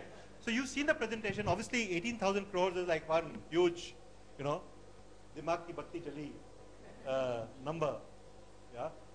So I'm sure there are some converts already. Yeah. With that kind of money, to play with, or not to play with, but serious money. Obviously, it's a marketer's delight. It's a marketer's delight to be able to convert the money to some good stuff, some more samajhdari than just soap and cola. But having said that, without trying to pull down any other kind of product and brand we so much enjoy living with, I think clearly CSR, corporate social responsibility, and hence what is possibly a more correct way to call it, empowerment marketing, is the way to go. We've always done that over a period of time. You mentioned about checks to Cancer Society and large corporations, whether it's the Tatas or the Birlas, and in more recent time you have the Ambanis who've embraced hospitals and a variety of such social effort, whether it's schools, whether it's for their own children and beyond. But organizations, big business has embraced, is socially responsible. Right? We've all been that to an extent, but thanks to the fact that the government has now enforced it, enforced the commitment to investing in social responsibility, I think people have begun to realize that, well, one, yes, it's important to do it, and now it's imperative to do it. And I think that's where it is, and the good thing is if people are investing the kind of money that they are, they obviously realize that they would like the money to be well spent. Right? So I'm going to first, just as my job is to enable this thing, but it's also to provoke it a bit. I'm going to ask Mujib to start, and you are, apart from the fact that you look very intense and all of that, you are there, physically there. We were while having some tea earlier, talking about investing in sheep and raising sheep and all those things. You're there in the serious stuff, right? There's beyond marketing. How do you like the word marketing? Do you think it's a good idea that people are looking at CSR hai, paisa hai, 18,000 crores hai, chalo kuch karo. Let's look at that. This is a language which I understand. I'm sure people understand also over here. So, question to you is, is marketing a good word? I love that word. Yeah, you are a Mica alumnus, so you should. Yeah. But on a very serious basis, is it good for society? Is a spend of money good for society? Is the whole looking at it as a marketing tool good for everything? I won't get into sitting on a judgment over whether it's good or bad. So let me just step aside for a moment, but I'll still take on the invitation of being provocative.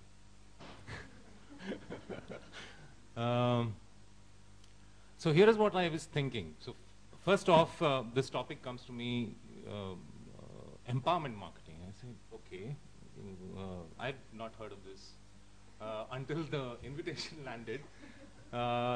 Interesting term. Empowerment I understand. Marketing also I understand. Empowerment marketing is a unique combination. So today on the flight to Mica, I even read up on empowerment marketing.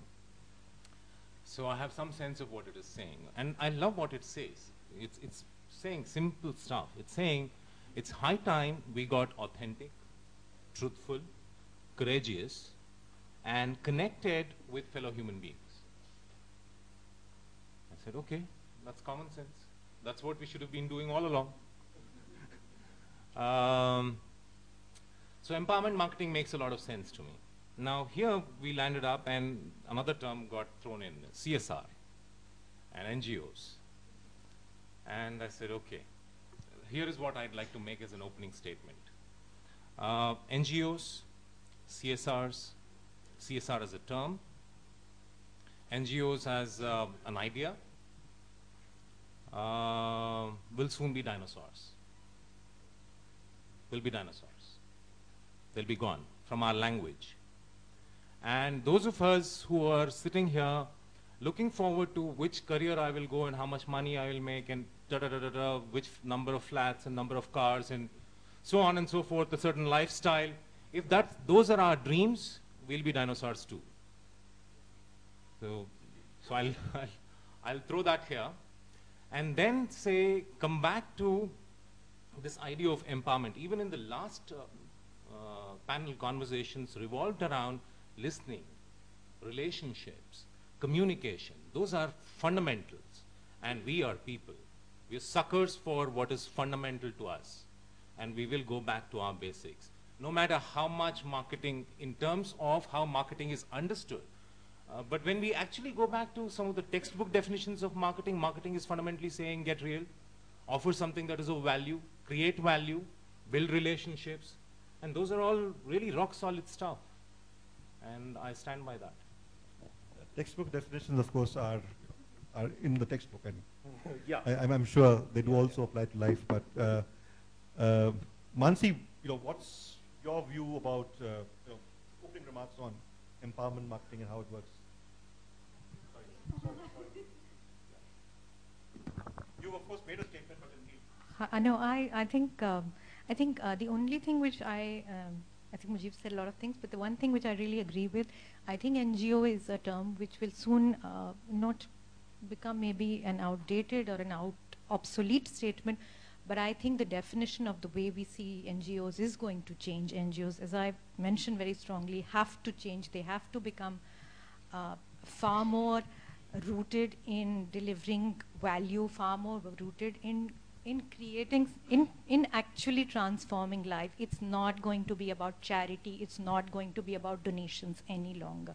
It is going to be about empowering people to be able to make choices, to be able to make decisions, to have information available so that they can make those choices. So, and I think, yeah, that's something that I would agree with Mujib about. Pawan, your opening remarks?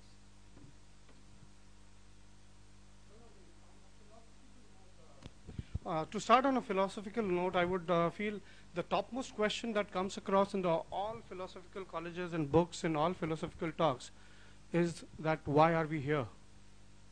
Why are we here? But to me, it is why are we here together? The point is we are here together because we move together, we feed on each other. There's a very good saying in Sanskrit, jivato jivatsyo, which is a human being or a living being feeds on a living being. Now, we have to change the context of it, which is to feed on each other's progress, to feed on each other's skills, and feed on each other's opportunities. It's a matter of climbing up that ladder and helping others maintain that ladder that some other day somebody might climb up. Like Henry Ford, I don't know, in the Wikipedia age, any quote can go to anybody. So sometime I found some Mahatma Gandhi quote written in my name, I don't know. So, but Henry Ford very categorically mentioned once, any business that only makes money is a bad business. So I guess that's where we need to understand that Indian, Professor Nagesh Rao was talking about the culture and the subculture when we were having the tea session, the informal session there. So he mentioned about this fact about the culture and where you do that charity. So in Indian culture, in Indian context, we need to know what charity means. And charity has got three very different and established notions and bifurcations. One is bhiksha, the other is dan, and the third one is dakshina. Dakshina is something that you give against some tangible value, some kind of value that you get, dakshina. The second is dan, bhiksha. Now, bhiksha is something that you give to gain some kind of ego points, status, prestige, power over somebody. That is, you give bhiksha to somebody. You get some kind of solace that you did something good. And then there is this dan, which is the ultimate means of charity, which is given in exchange of wisdom, value, and gratitude. Values I'm talking, not the value. Values, wisdom, and gratitude. So I feel the empowerment part of it is what we as the discussion grows up, will come to. So yeah, that's what my opening remarks should be. Thank you for this. Let me use a word that, in the same vein as you call again, right? Shreya, you've worked with commercial world of advertising earlier, and you worked with Times of India, the pageants, the beauty pageants. And I remember the beauty pageants have this, question asked, oh, what are you going to be doing, post this? So I want to do something for humanity and whatever.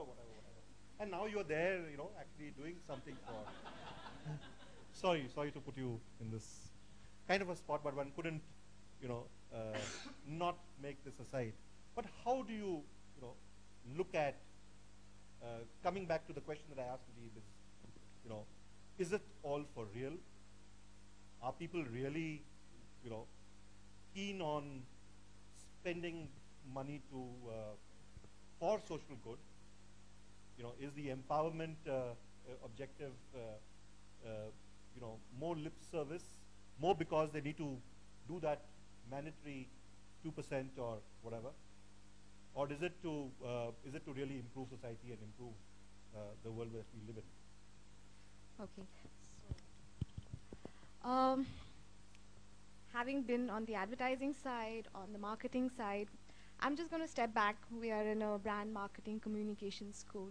And I'm going to ask you guys, how do you guys relate to brands? At the end of the day, what differentiates a Coke from a Nike or an Apple from a Microsoft? Brands actually are people, they're personalities to us. And why would you like one person more than the other person if general qualities, are the same? You like the person because the person's more fun, the person's more likable. There's a lot of research that shows that people, 9 out of 10 people will discontinue using a brand if they hear something negative about that brand. And increasingly, businesses are aware of this, and they know that they have to be likable. So the investment is actually, from a business point of view, when they're putting money into responsible marketing, cause marketing, empowerment marketing, corporate social responsibility, you'll find a lot of terms, as in when you guys read up on it.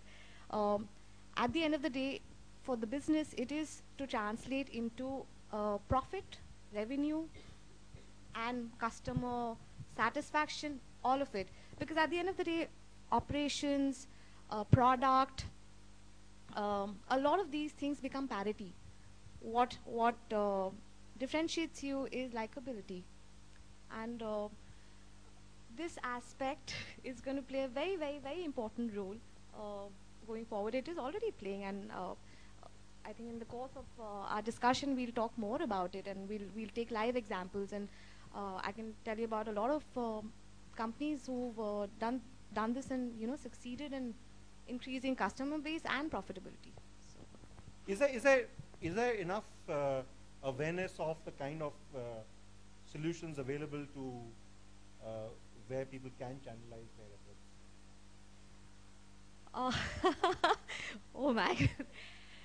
What I'm going to say is every business is different, and okay, so stepping back for a business, when they will view it from a profitability point of view, what they will try and do is they will try and engage with their customer base, the communities around the places that they operate.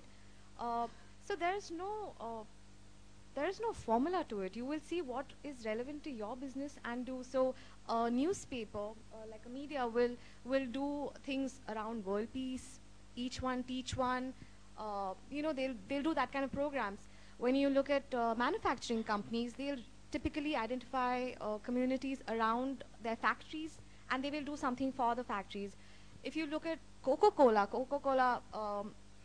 I think they do a lot of work for water preservation and water tablet preservation. So every company will identify the causes that they relate to, and they'll see how it fits in with their business agenda as well. Mansi, the one word which marketers and business relates with is yet another three-letter word is ROI, right? So what are the kind of returns that people are looking for? Obviously, it's not just in profits that one can derive from investments in socially relevant causes, right? So what is it? What is, from your experience, is the kind of ROI people are looking for?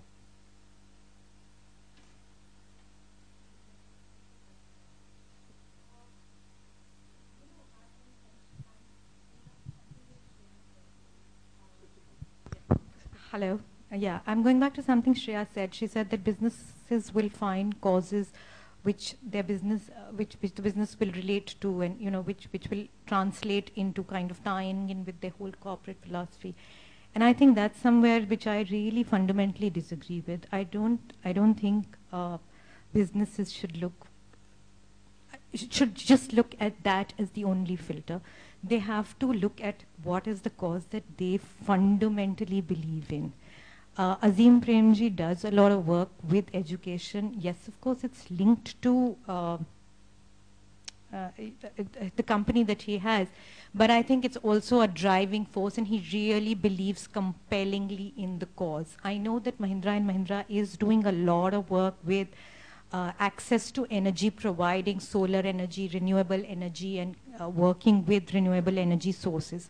And that's because while it is not fundamental to their business, it's not really related to their business immediately, it's something which they strongly believe in and strongly advocate.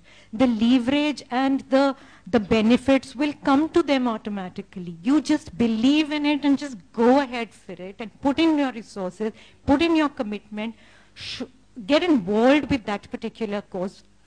And that's the way I mean, if you're saying it's such a planned out strategic thing, it's corporate social responsibility, it defeats the very purpose of the whole Dan, Dakshina philosophy that we are talking, it just becomes tokenism, it becomes mandated, and I think that's what we have to move beyond, and I really sincerely believe that. And that's why I think ROI is something which I don't agree with in the non-profit sector. Having said that, it's important to build accountability and measurability into the non-profit sector. They've been renowned for kind of, and I come from World Bank, which I think has a huge amount of negative press associated with it. And the fact of the matter is, it is true. There are all these people who are flying business class, first class, to just one conference to another, one conference to the other, and the kind of resources they have, they are not utilizing those resources even to 10% of their capacity. So ROI, accountability, measurability is something that non-profits must build into their thing. But how much of it, I mean, you can't put it in a balance sheet, really. Yeah, no, I agree with you, which is why I was asking as to what are the kind of returns that people look for. You know, when for a community which otherwise looks at returns in terms of pure numbers, right? What are the kind of returns people look for? Mujib, could you know, you obviously have people coming in and investing money into various projects, and you channelize these monies into various projects. You know, for a community which otherwise only looks at numbers as a way to monitor progress, you know, we talk about in fraternity which understands GPRPs and CPMs and, you know, whatever else. How is it that, you know, the investment is measured? Yeah, I'll try and make it simpler. And don't talk about smiles and, you know, all of that. Satisfaction. Beyond that. No, I'll try and make it simpler. So it's a little bit like digital marketing, the session we had just before we started this session. So everybody's going to figure out what does this elephant look like, feel like, etc., etc. 10,800 crores, that's the number. 1,800 crores? 18,000 crores, right? 18,000 crores. Sounds really big as a number. And if it is actually effectively utilized, can do a whole lot for a lot of people in this country. But how is it actually going to be spent? People are first off going to ask this question, so what is the ROI that we are going to get? It's an important question, and people in the boardrooms are going to ask these questions. And the minute they're going to ask this question, they're going to say, you know what, education project. So let's give children books and bags. And you know what, poor kids are sitting on floor. I mean, this is a fancy place and it's a fancy floor, but there are floors. There are floors out there where sitting is not so cool as it is here. So they're going to say, let's get benches out there. And for that, it is possible for you to somehow figure out numbers that you can attach and say, you know what, we're getting this kind of ROI, and it looks very good on the reports that come out at the end of the year, business reports. And that's how this money is likely to be spent. Where does this money go, actually, and what does it do? What is the need that this money is trying to serve? Some of these questions, very few people will ask. So this road is just about beginning to be laid. When people start asking these questions, the entire language will start to change. That's when empowerment is going to come in. The spirit that we just heard of, which is daan, which is, you know, wisdom and exchange of value, or doing something because it is my value, which Mansi is talking about. Those are the kind of things that will eventually start getting picked up. And that is what will define this terrain for us. In that kind of a terrain, I was talking about NGOs and CSR being obsolete. What am I really saying when I say this? What do NGOs do today in this country? Everything that the government is supposed to do. Government is supposed to provide education. Government fails to provide education. NGOs step in and say, we'll provide education. How much bandwidth do NGOs have to provide education? Very limited. What does that lead to? Child labor, so on and so on and so on. I'm just really scratching the surface here. And there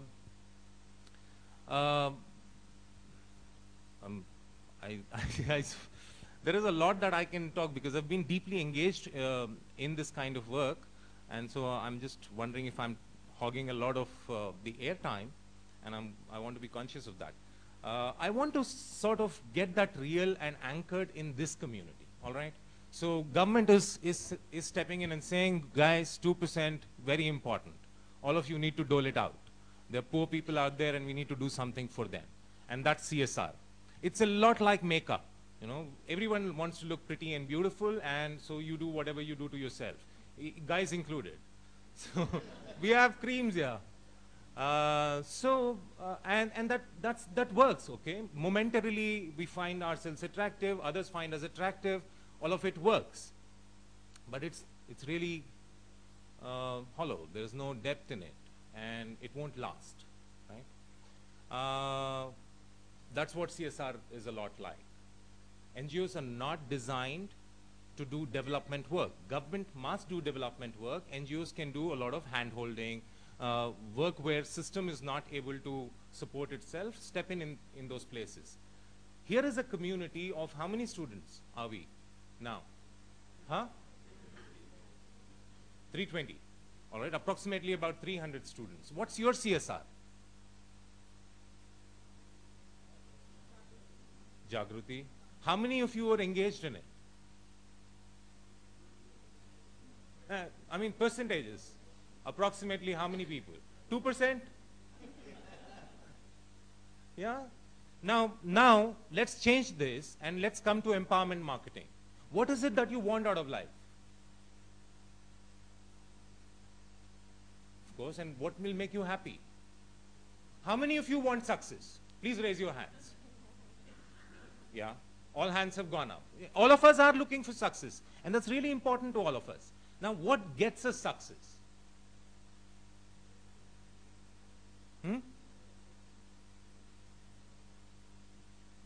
You must be able to offer value, right?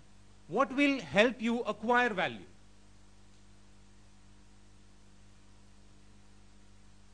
What will help you acquire value? I was having conversations outside, you know, coming down to this auditorium. I was inquiring how much free time do students have on an average in a day. We had plenty of free time. We had really loads of free time. We had more free time than we had classes. Mujib should really know. He used to be in hibernation on campus. Yeah. I'm really grateful to this campus for giving me that time, because that time has changed my life. It has changed my life forever. But coming back to the conversation of our CSR or our empowerment marketing, right? Approximately about 3 to 4 hours each of you guys has on a day. Yeah? Now, what would make you more valuable to yourself and to whatever it is that you will pursue outside of this campus when your life on this campus comes to an end? That's a great question to ask. And something will come to you as an answer, your own. That's empowerment marketing, step 1. Now, after that, you go to HTA, you go to Linters, you go to digital agencies, you go to television, wherever you go. You understand what empowerment is, because you are empowered. And the ideas, the narratives, the stories, the conversations that will come out of you will change the world, will make profits. We were having conversations, and what came up is people versus profits. Anybody who's asking this question is going to be a dinosaur, because people is profits. It's not people or profits. Now, how is you profit? How do you see profit in yourself? How do you individually become profitable as a person? That's business. I mean, yeah, all right. I do understand what you're saying, and I also know that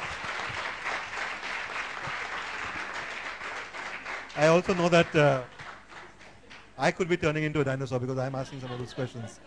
But having said that, you know, the point is, okay, we are talking about CSR and how does it really help how do you think it is integrating into business? How is it really integrating into creating, being of some advantage to brands? Is a positive rub-off there? Of course, we know there's a positive rub-off, but how is it really being translating into that? Pawan, could you raise that? From personal experience, one of the experience I had was started up a steel plant back in 2004, just out of Mica, worked for 2 years and then started that steel plant. It was in a remote village in the most backward district of Maharashtra, which is Vidarbha, in Vidarbha region, Bhandara. And the place I come from is Bhandara, so it was a village in the village, basically, where I started this plant. And the moment I entered the Gram Panchayat there, and I told them that this is a plan, I want to start a plant, they said, sir, ek mandir banwa dijiye yahan, ek kuआं बनवा दीजिए 2-3 ठो और 2-3 कुआं बनवा दीजिए और यहाँ दशहरा का मेला बहुत अच्छा लगता है तो दशहरे के मेले में आप एक काम करिएगा कि जो नेताजी आएंगे उनके आने जाने का स्टेज का बिजली का खर्चा निकलवा दीजिएगा. Now this is where we have taken corporate social responsibility. Even the Gram Panchayat blackmails us as an entrepreneur to do CSR because CSR is supposed to be done because there is a Narasimha Rao's plant there, Visakha Industries, who does the same things yearly. Now, point is what Mujib raised, how many of you want to be successful? Number one, and hashtag to it is, how many years do you want to be successful? How long do you want to be successful? And my point on return on investment is SOR, which is sustainability of returns. What? SOR or SRO? Yeah. So what do you want? Now point is what Pat used to talk about mostly, Professor Atul Tandon, those of you probably not have witnessed him, he used to talk about one very basic fundamental. What was it? It was, are you good because you're good, or you're good because it is seen to be good? Now, one basic thing I learned out of those sessions and Mica, and the first and foremost thing when I went back to my dad in the business and I told him that one thing I learned from Mica was that nobody in this world likes to be sold to. Nobody in this world likes to be sold. Now, we need to get this very clear in our head as marketers, advertisers, copywriters, brand managers, that the moment we start selling something, the moment Professor Nagesh Rao comes here and tells alumni, please go ahead, spread the word about Mica, get me registrations in, end of Mica. Dead. Then what empowers? Empowers, number one, what brand started with? Educating. Number one, the brand started, Lifebuoy used to tell, Lifebuoy hai jahan, tandurusti hai wahan, education. They told, wash your hands, sanitize. Then what came in? Education, entertainment. Then they started entertaining you. Then there was a Nirma girl who used to entertain you, funny commercials, those Bajaj Tubelite commercials, and Chyawanprash. Then came engagement, that we had this session about digital engagement, blah, blah, blah. I'm not saying blah, blah, blah as in to blow it away, blah, blah, blah, because my memory fades away there. And lastly, what this cliched CSR will take you to is empowerment. The next level of marketing will be empowerment. Look at Facebook. This young lad who had, I'm coming back to Facebook because like God, it is now religious to talk about Facebook. It's good to talk about Facebook. So the moment you talk about Facebook, you have all the canvas and all the years. So what Facebook did, out of frustration of being ditched by a girl, started something without any profit motives. There came in a guy, the Netscape guy, said, let's make profit out of it. He stopped it. Said, don't want to make profit right now. What he wanted was a platform which expresses him. Now see, this is the age, digital age we're talking about, where the medium and the consumer decide what is to be done with the tool. It's like that Godrej hair dye. Even the manufacturer doesn't know कि काली भैंस के ऊपर उस भैंस को काली करके बेचने के लिए use किया जाता है Godrej hair dye maximum पूरे इंडिया में. Now similarly with our platforms, Twitter, Facebook, they just made that tool and threw it to you. What you do it, Mica के अभी भी tweets चल रहे हैं. सारे tweets are coming into my streamline as well. What you do with it is your choice.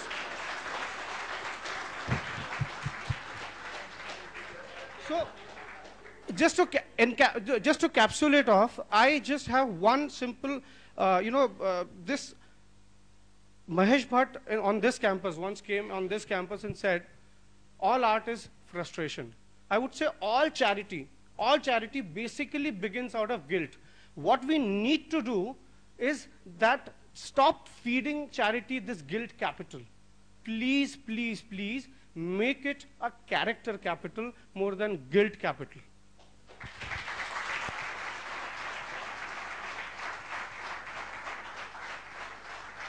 This is fantastic. Claps and long, kind of statements of purpose, if I may say.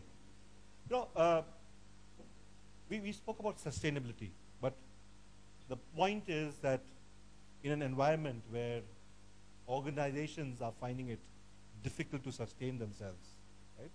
We're talking about slowdown. We're talking about, everything else that is negative. How is it that, the corporate responsibility, the social responsibilities, and projects like these kind of get embraced? And the last thing that you would want is the spends to reduce, because it has, if you start some project and if you reduce the spends, it's a negative. So is this a problem that is real, where you do have business which has been impacted over the years, and has that impacted at all in terms of projects and the interest shown in social responsibility? Okay, that's a lot of questions there. Sorry. Okay. So we'll just step back a bit. I wanted to also answer something that Mansi raised. First of all, I don't know how many of you are aware that the Company Act, which has been passed, has mandated a 2% expenditure, which is what we are discussing in the 18,000 crore rupees that we are discussing. Yes, that's right. Thank you.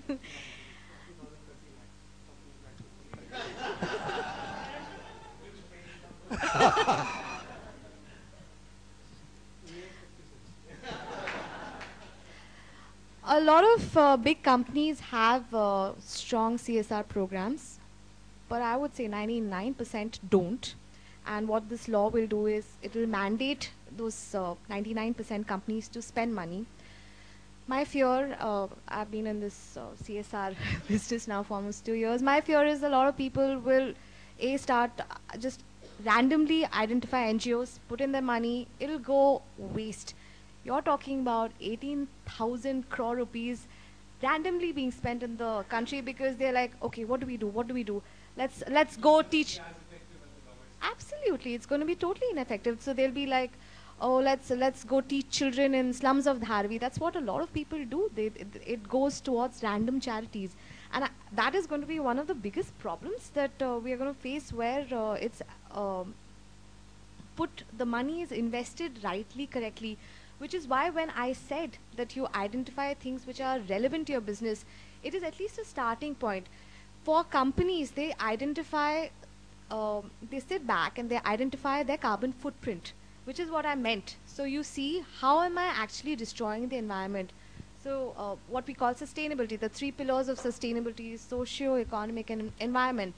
And you step back and you say, as a business, how am I affecting these 3 pillars? And you identify causes, at least while it will still not be all, the 18,000 crore rupees is still being spent in silos, but it will still at least make up for the damage that you're causing as a business.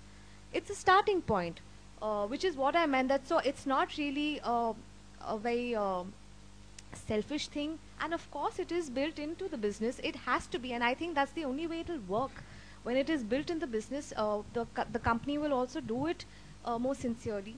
Let me tell you a little about the kind of program that we do. I work for a non-banking finance company, which means we provide financial services to companies. We're not a bank, but we provide financial services. We essentially provide loans. And the long-term vision of our company is financial inclusion. So we basically reach out to customers, consumers who are underserved or unserved by banks. So we go a lot into rural areas, small tier 3, tier 4 cities where banks don't have that kind of access. when we first began our CSR program before my time, we did some random health camps and cleanliness drives, like all companies do, because when they start, they don't know what to do. The last 3-4 years, I would say, we focused only on livelihood development programs in rural areas. What we do is that we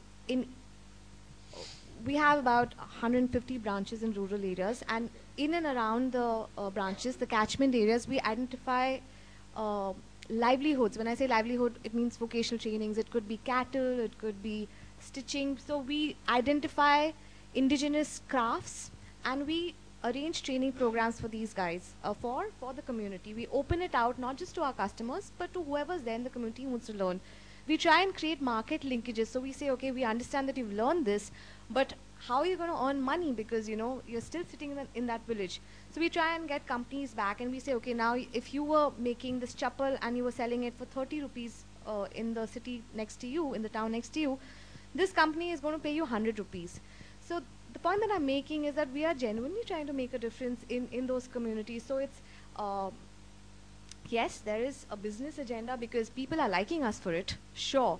There is one particular program where we, there was this mat making machine, which kind of, those people were making mats and they were selling it for, with waste cloth, and they were selling it for 20 bucks, 30 bucks. And we said, with this machine, your productivity will go up and you'll earn, say, 300 rupees per day. They came, they learned, they were interested, the community was interested. Then they said, we can't afford the machine. The machine was, I think, 2,000 or 3,000 rupees. So we as a company said, we'll fund it. Now, agenda, we hardly got some 30, 40 people interested. So it was an income for us. But we enabled them by you know, saying that we'll fund this. So my point is that at the end of it, it has to tie back, and genuinely it has to. And you were talking about ROI. I don't know how many of you are aware that in Andhra Pradesh, there was this whole microfinance collapse that happened a few years back. And the government essentially told these guys, you don't have to pay money back to these chores. And there was this couple of villages where we had done some disaster relief, I think a few seasons back before this happened. There were some floods and we'd gone and distributed food packets. And basically the way our business model works, we really work very closely with the community and the villages. Those two villages, guys, repaid every cent back even when the government didn't mandate it. Every cent back over the next year and a half. And that is ROI. We are not doing it for actual translation of money, but the way, when you are good to people, people will be good to you. That's how it works in life. Great. Mansi, do you think, you know, you work with the World Bank and, you know, you are looking at, you know, several projects which are available. Now, for companies to get into CSR activity, and we are looking at a statement made where possibly, you know, 90% or more do not know whether the money is being spent well.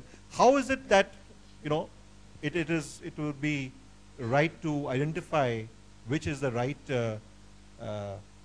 place to invest in, and which will also help in adding some value to the, give a positive rub off to the brand and to the image of the organization?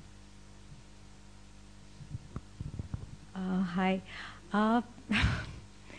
No, I think both Shreya and Mujib have made a very critical point that 18,000 crores, nobody knows how it's going to be spent. And to be very honest, I know that's true, that 18,000 crore, how it's going to be spent, probably 1 to 5, maximum 10% will actually get utilized. But I think that is only, it's really the start of a journey. Corporates don't know how to evaluate corporate social responsibility or how to evaluate this whole Daan, Diksha, building social capital, building impact, you know, creating inclusiveness, whatever you may call it. So, ये शुरुआत है. 3 साल के बाद corporates को better understanding होगी कि हम इसको कैसे evaluate करें. If a project comes to us, if somebody asks us for funding, or if somebody asks us to get associated with them, they will have developed the right questions to ask. तो I don't think 1 साल में हमें कोई फर्क दिखेगा, पर 3 साल के बाद आप लोग When you are in those positions in the corporates, you will know the right questions to ask. You will be able to evaluate. You will be able to say कि आपका model sustainable है कि नहीं है, ये model काम करेगा कि नहीं करेगा. आप कहोगे कि ये सचमुच किसी की लाइफ में शायद कोई डिफरेंस डालेगा. For example, one of the projects that I would love to work with is a circulating science laboratories for rural India, which go from one village school to another school and kind of once a week just let children get the idea of science. Do physics, do magnets, do chemistry, do diffusion, capillary action, ये वो सब कुछ. अब इसका ROI क्या है, एक साल में क्यों कोई फंड करेगा? ये तो किसी को पसंद आने वाला आइडिया है. क्या इसका इम्पैक्ट होगा? एक साल में कोई होमी भाभा थोड़ी ना बनने वाला है, एक साल में कोई एल्बर्ट आइंस्टाइन थोड़ी ना बनने. इसका इम्पैक्ट तो 15 साल में होगा, 20 साल में शायद कोई एक कहीं पहुंच जाए. तो the questions are going to, प्रश्न बहुत ही मुश्किल होंगे. They will be difficult questions. As I said, the rules of engagement are, it is going to be a hard-earned marriage. It is going to be difficult bedfellows. But it is a journey, and I'm hoping that 5 years from now, that 18,000 ka at least 10%, 15% will get professionally utilized. Uska kuch asar hame dikhna shuru ho jayega. But from the corporate angle view, I do understand larger looking at the kind of projects that should be there. But is it really possible? How is it that companies can effectively look at projects which will have a positive rub-off on their image? How is that being done? Are they understanding it? Is the understanding there in corporates towards the entire CSR? Pradyuman, I'll give an example. Yeah, I don't know if you guys have, maybe a lot of you have forwarded it on Facebook. Starbucks did this very recently in the US. They had something called paid forward. How many of you are aware of it? It's a really sweet idea for the brand. What it does is when you go pick up a coffee, you pay for an extra coffee. And what happens, it's a suspended coffee. What happens is that when a needy guy comes in late of asking for coffee, somebody who he doesn't know has already paid for the coffee. It's a really simple, sweet, small, beautiful idea which has done wonders for the brand. It's really upped the brand's image. I know it's not corporate social responsibility the way we are talking about it, but I'm saying everything adds to a brand, and you're doing a good deed. You're enabling your customers to do a good deed. I'd like to build on what Shreya is saying. That's precisely what will happen, and all of us are actually saying that. Corporate social responsibility will get understood in a much better way. So it's not just that 18,000 crores. Actually, what's really painful is that the corporates can offer really 10, 100 times that value. And it's not money. It's how NGOs can function. It's how to look at empowerment as an idea. How can we have solutions? How do we apply our thinking to the challenges of our communities? Because having a divided society is bad for business. It's bad for economy. It's bad for our jobs. We won't have jobs if there are riots out there. Yeah, but we all know that. That's a given. Yeah, but the fact of the matter is that how much is it really That's the happening? point. We will get to know it. And we'll realize that we have been thinking we know it. And we don't really know it in the way it needs to be known and understood. Yeah, but India has had its share of various such issues. Okay, closer home, far off, etc. So has that? What my objective of asking that question to earlier was: are corporates really equipped? Are corporates really empowered to look at how they spend the money and how to do that? And in an audience like this, how is it that can happen? I think there is a good seed available in the corporate space. Good examples available in the corporate space. Good people available in the market I'd space. like to, sorry at the cost of interrupting you, but I'd like to build upon what you just said. That it's just a seed, but number one thing is that We know what Starbucks is doing. We know what Reliance is doing. We know what, the so-called, the sexy brands are doing, the sexy companies are doing. Go back to a small town in Rajnandgaon. There is a guy who, by the name of Abid Bhai. Now he has got $1 million enterprise out of just nurturing what you call murge palan ko kya kehte hain English mein? Poultry farm, sorry. So because he never uses word poultry farm, so it is Abid Bhai ka murgi, that's it. So he has at least 200 acres of rearing farm in just a single unit that I'm talking about.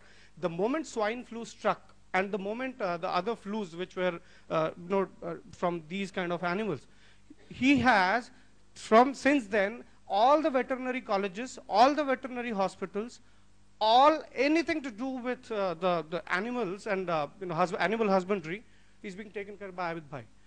Point is that we are already seeing the benefits. Oldest brands in India. You go back, Birla, Tata, we talk about.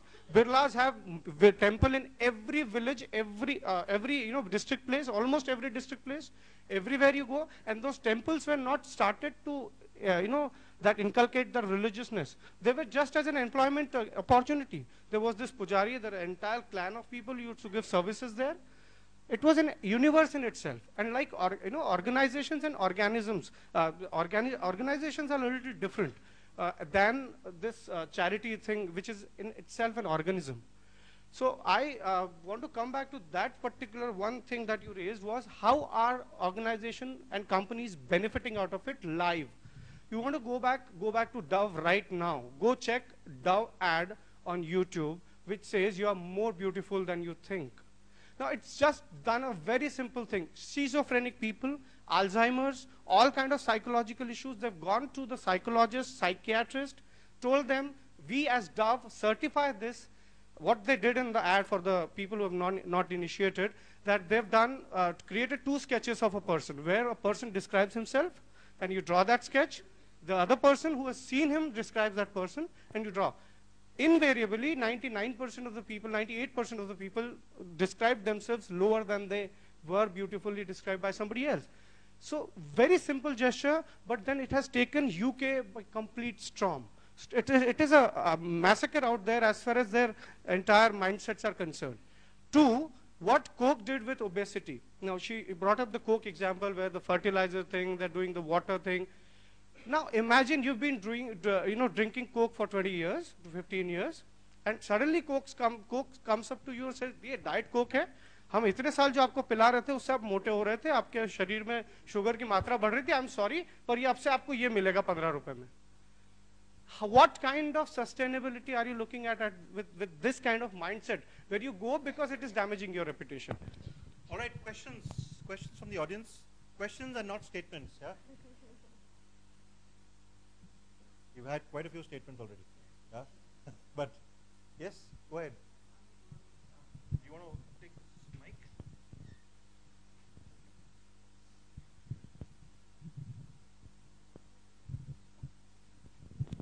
Hello, ma'am. Ma'am, you told about the Starbucks example, right?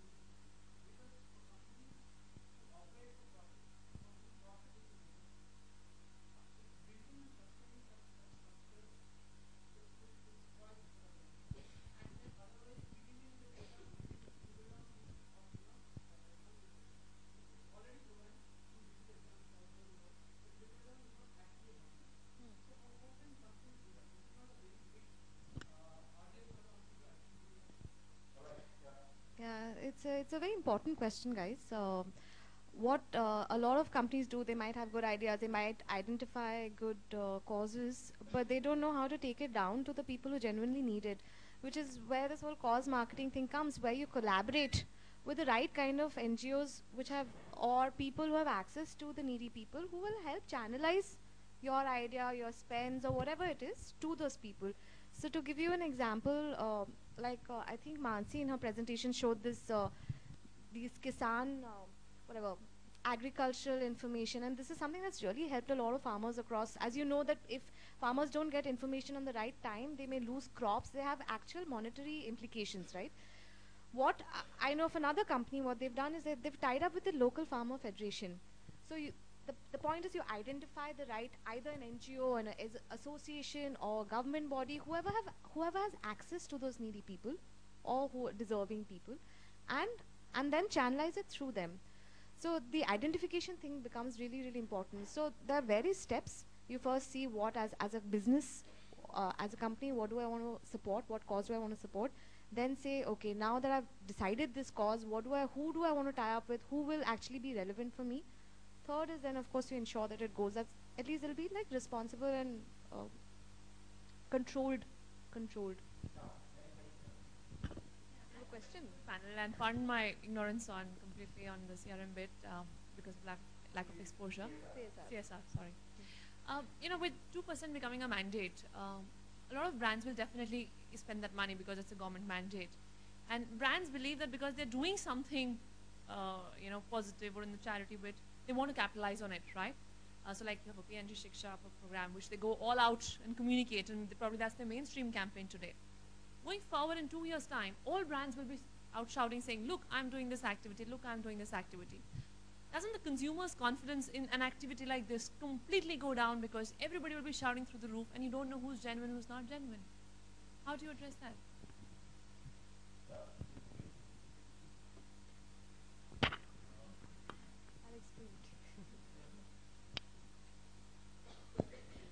I think that's really how CSR and NGO coming together for various causes can easily be likened to what happens in digital media. I really mean this. So there will be disruptive forces that will be experienced by many companies that will compel them to ask some serious questions of themselves. What are they really doing? What they think may actually bring them positive benefits in terms of perception may actually run counter to them. If they do not actually develop a system that upholds the message that goes out, any message that goes out is going to get somehow discovered for its truth.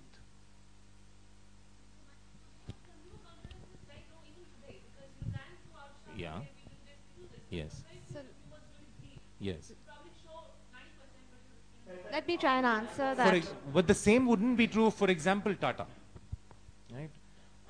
There is a huge amount that is each year spent on absolute, on causes like running educational centers, running hospitals for free, offering those services, and they do it without actually claiming that as a charity or a service or for an image.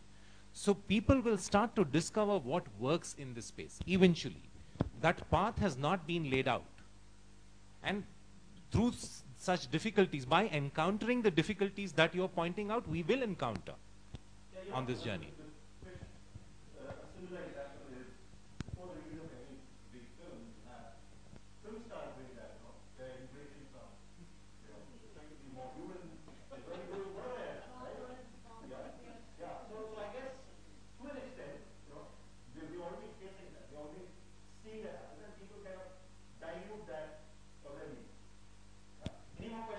Just a bit of addition to that. The point of consumer and getting the sense of it, they'll separate the wheat from the chaff and very soon. But more importantly, what corporates will get is, right now we are talking about the brands being talked about. Then brands will be talked for. That's a major shift that will happen. Today, there are people who talk for Tatas because of the single cancer hospital that they run at such efficiency, no ISO can certify that. So that's the level of benefit that you can get. Even, individually, the CEOs who have, Harsha Bhogle, he supports autism, one single cause that he supports. He is a brand in that autistic, that community. Every single brand, human brand I'm talking about, does that. So why not even individually as CEOs, as CFOs or whoever, we need to. And to an extent, you know, for the Mudra advertising agency, the fact that you institute like this and you set up has had, you know, considerable positive rub-off on the entire world of advertising. Yeah, one last question. So I have a student for better than sorry. Any questions from yeah, please.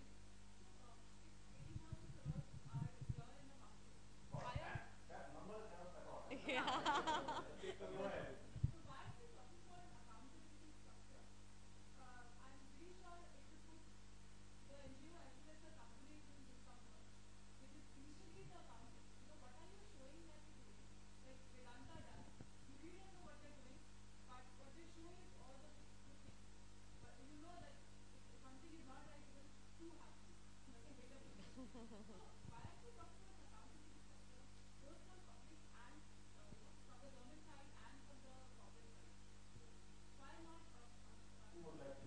So let me answer. Do you, can you envisage the sheer amount of number of companies that you're talking about that actually fit this 18,000? There are hundreds and hundreds. And while there are, so there is a reporting structure that what the Company Act does is defines the kind of sectors and areas that you can invest in. And I think it also caps a percentage, like the government fund, for instance, you said you can't put 10%, more than 10% in it. And what it says, actually, the Company Act doesn't mandate a 2% spend. What it says that you have to spend 2%. If you can't, then you have to report it and explain why you can't. And if the reason is found lacking, then you are liable for fines and imprisonment and all of that. Yeah, they haven't decided what the implications of No, not so the doing directors that can thing go are. to jail for 3 months. Is it? I don't Yeah. know. Okay, I think so. Absolutely.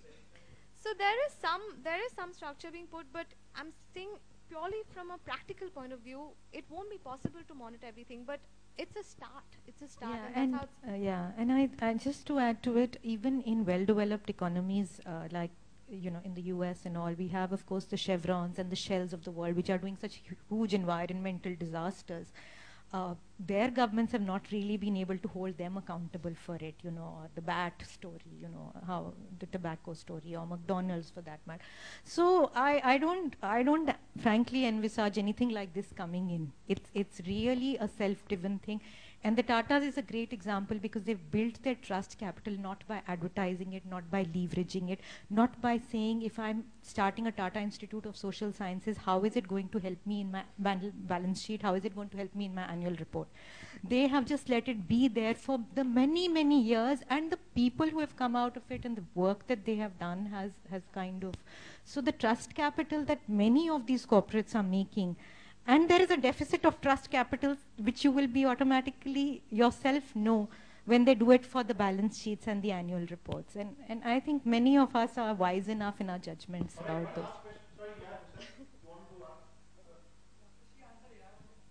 So she just said about something about the the money spent. Marwadi mein there is a kahavat in Rajasthan wherein they say कि घर बनाने के लिए डाके की चिंता करोगे तो जिंदगी में नहीं बना पाओगे. अगर डाका पड़ जाएगा ये चिंता करते रहोगे तो घर कभी नहीं बना पाओगे. So similarly we have 18,000 crores, 1,80,000 crore doesn't matter. The point is we are learning the tricks. Everybody who was born in 90s or 80s has bought 56 kbps modem at 5,000 and more. That was foolishness then. We're still learning the tricks of the trade. You people when come on this side of the chapter, you will realize you will be the one who will have to answer all these questions because you'll be facing these.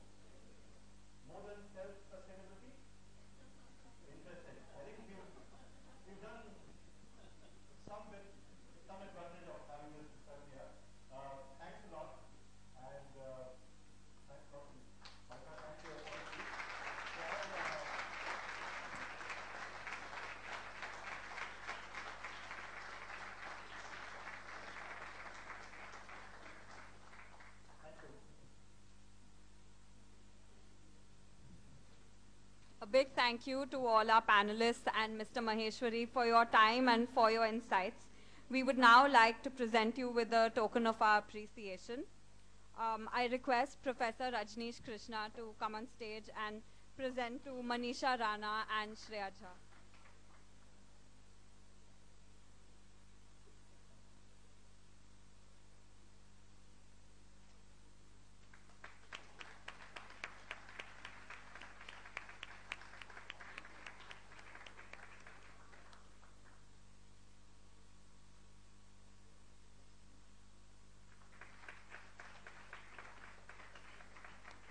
Professor Tendle, if you could come on stage and present to Mansi Kumar and to Pawan Sarda.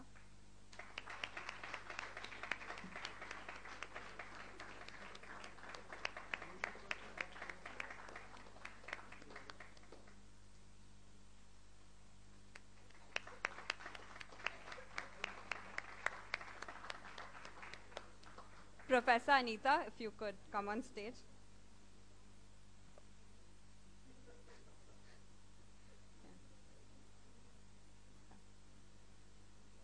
Yeah, if you could present to Mr. Mujib Khan.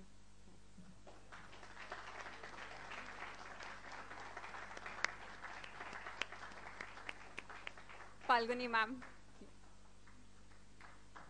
If you could present to Mr. Kumar Dev Sinha.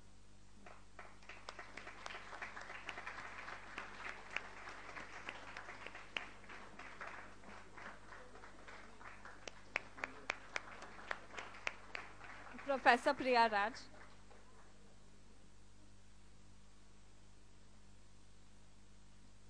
We could present to Mr. Siddharth Sethi and Mr. Maheshwari.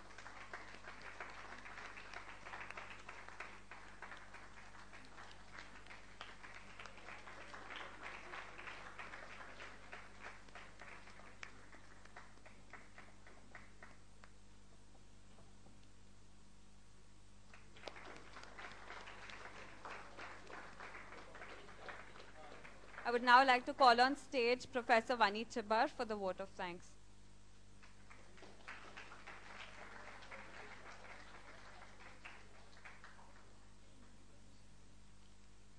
So good afternoon. I have a long list, but I know I'm standing between you and lunch, so I'll try and go through it fast in the process. If I miss any names, please do forgive me. When the idea of having a business conclave was being discussed amongst the committees, this idea also came up. Then if you're having a business conclave, then why not have our alumni come in for the business conclave? Because if you look at our alumnus, they today manage some of the best brands, some of the best businesses, and even run on their own businesses. So why not call them and do a business conclave? And so today we had 2014 Crossroads, exclusively done by our panel consisting of Micans. So thank you, Siddharth, Kumar Dev, Manisha Rana, Abdul, Shreya Jha, Mansi, and Pawan Sarda for being with us today. Thanks so much.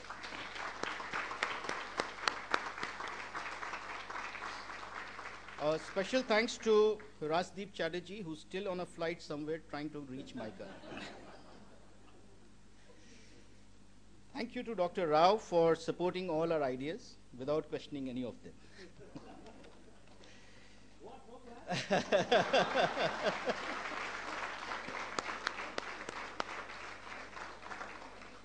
Pradyuman, this conclave could not have been what it was without your very presence and your moderation. Thank you.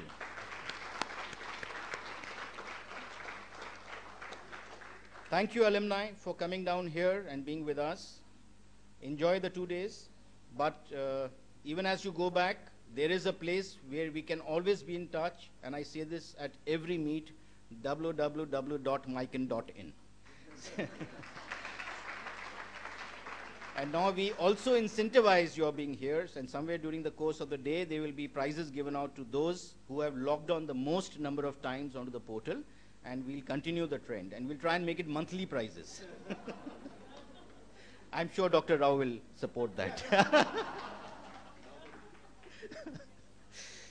So lastly, I think the alumni engagement team, the volunteers, our PGP 1 and PGP 2 and other students, I think they deserve a long round of applause.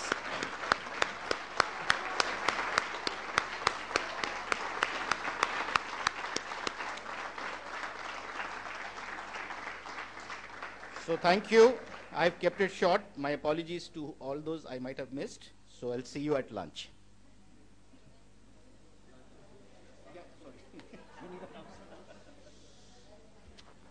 Thank you.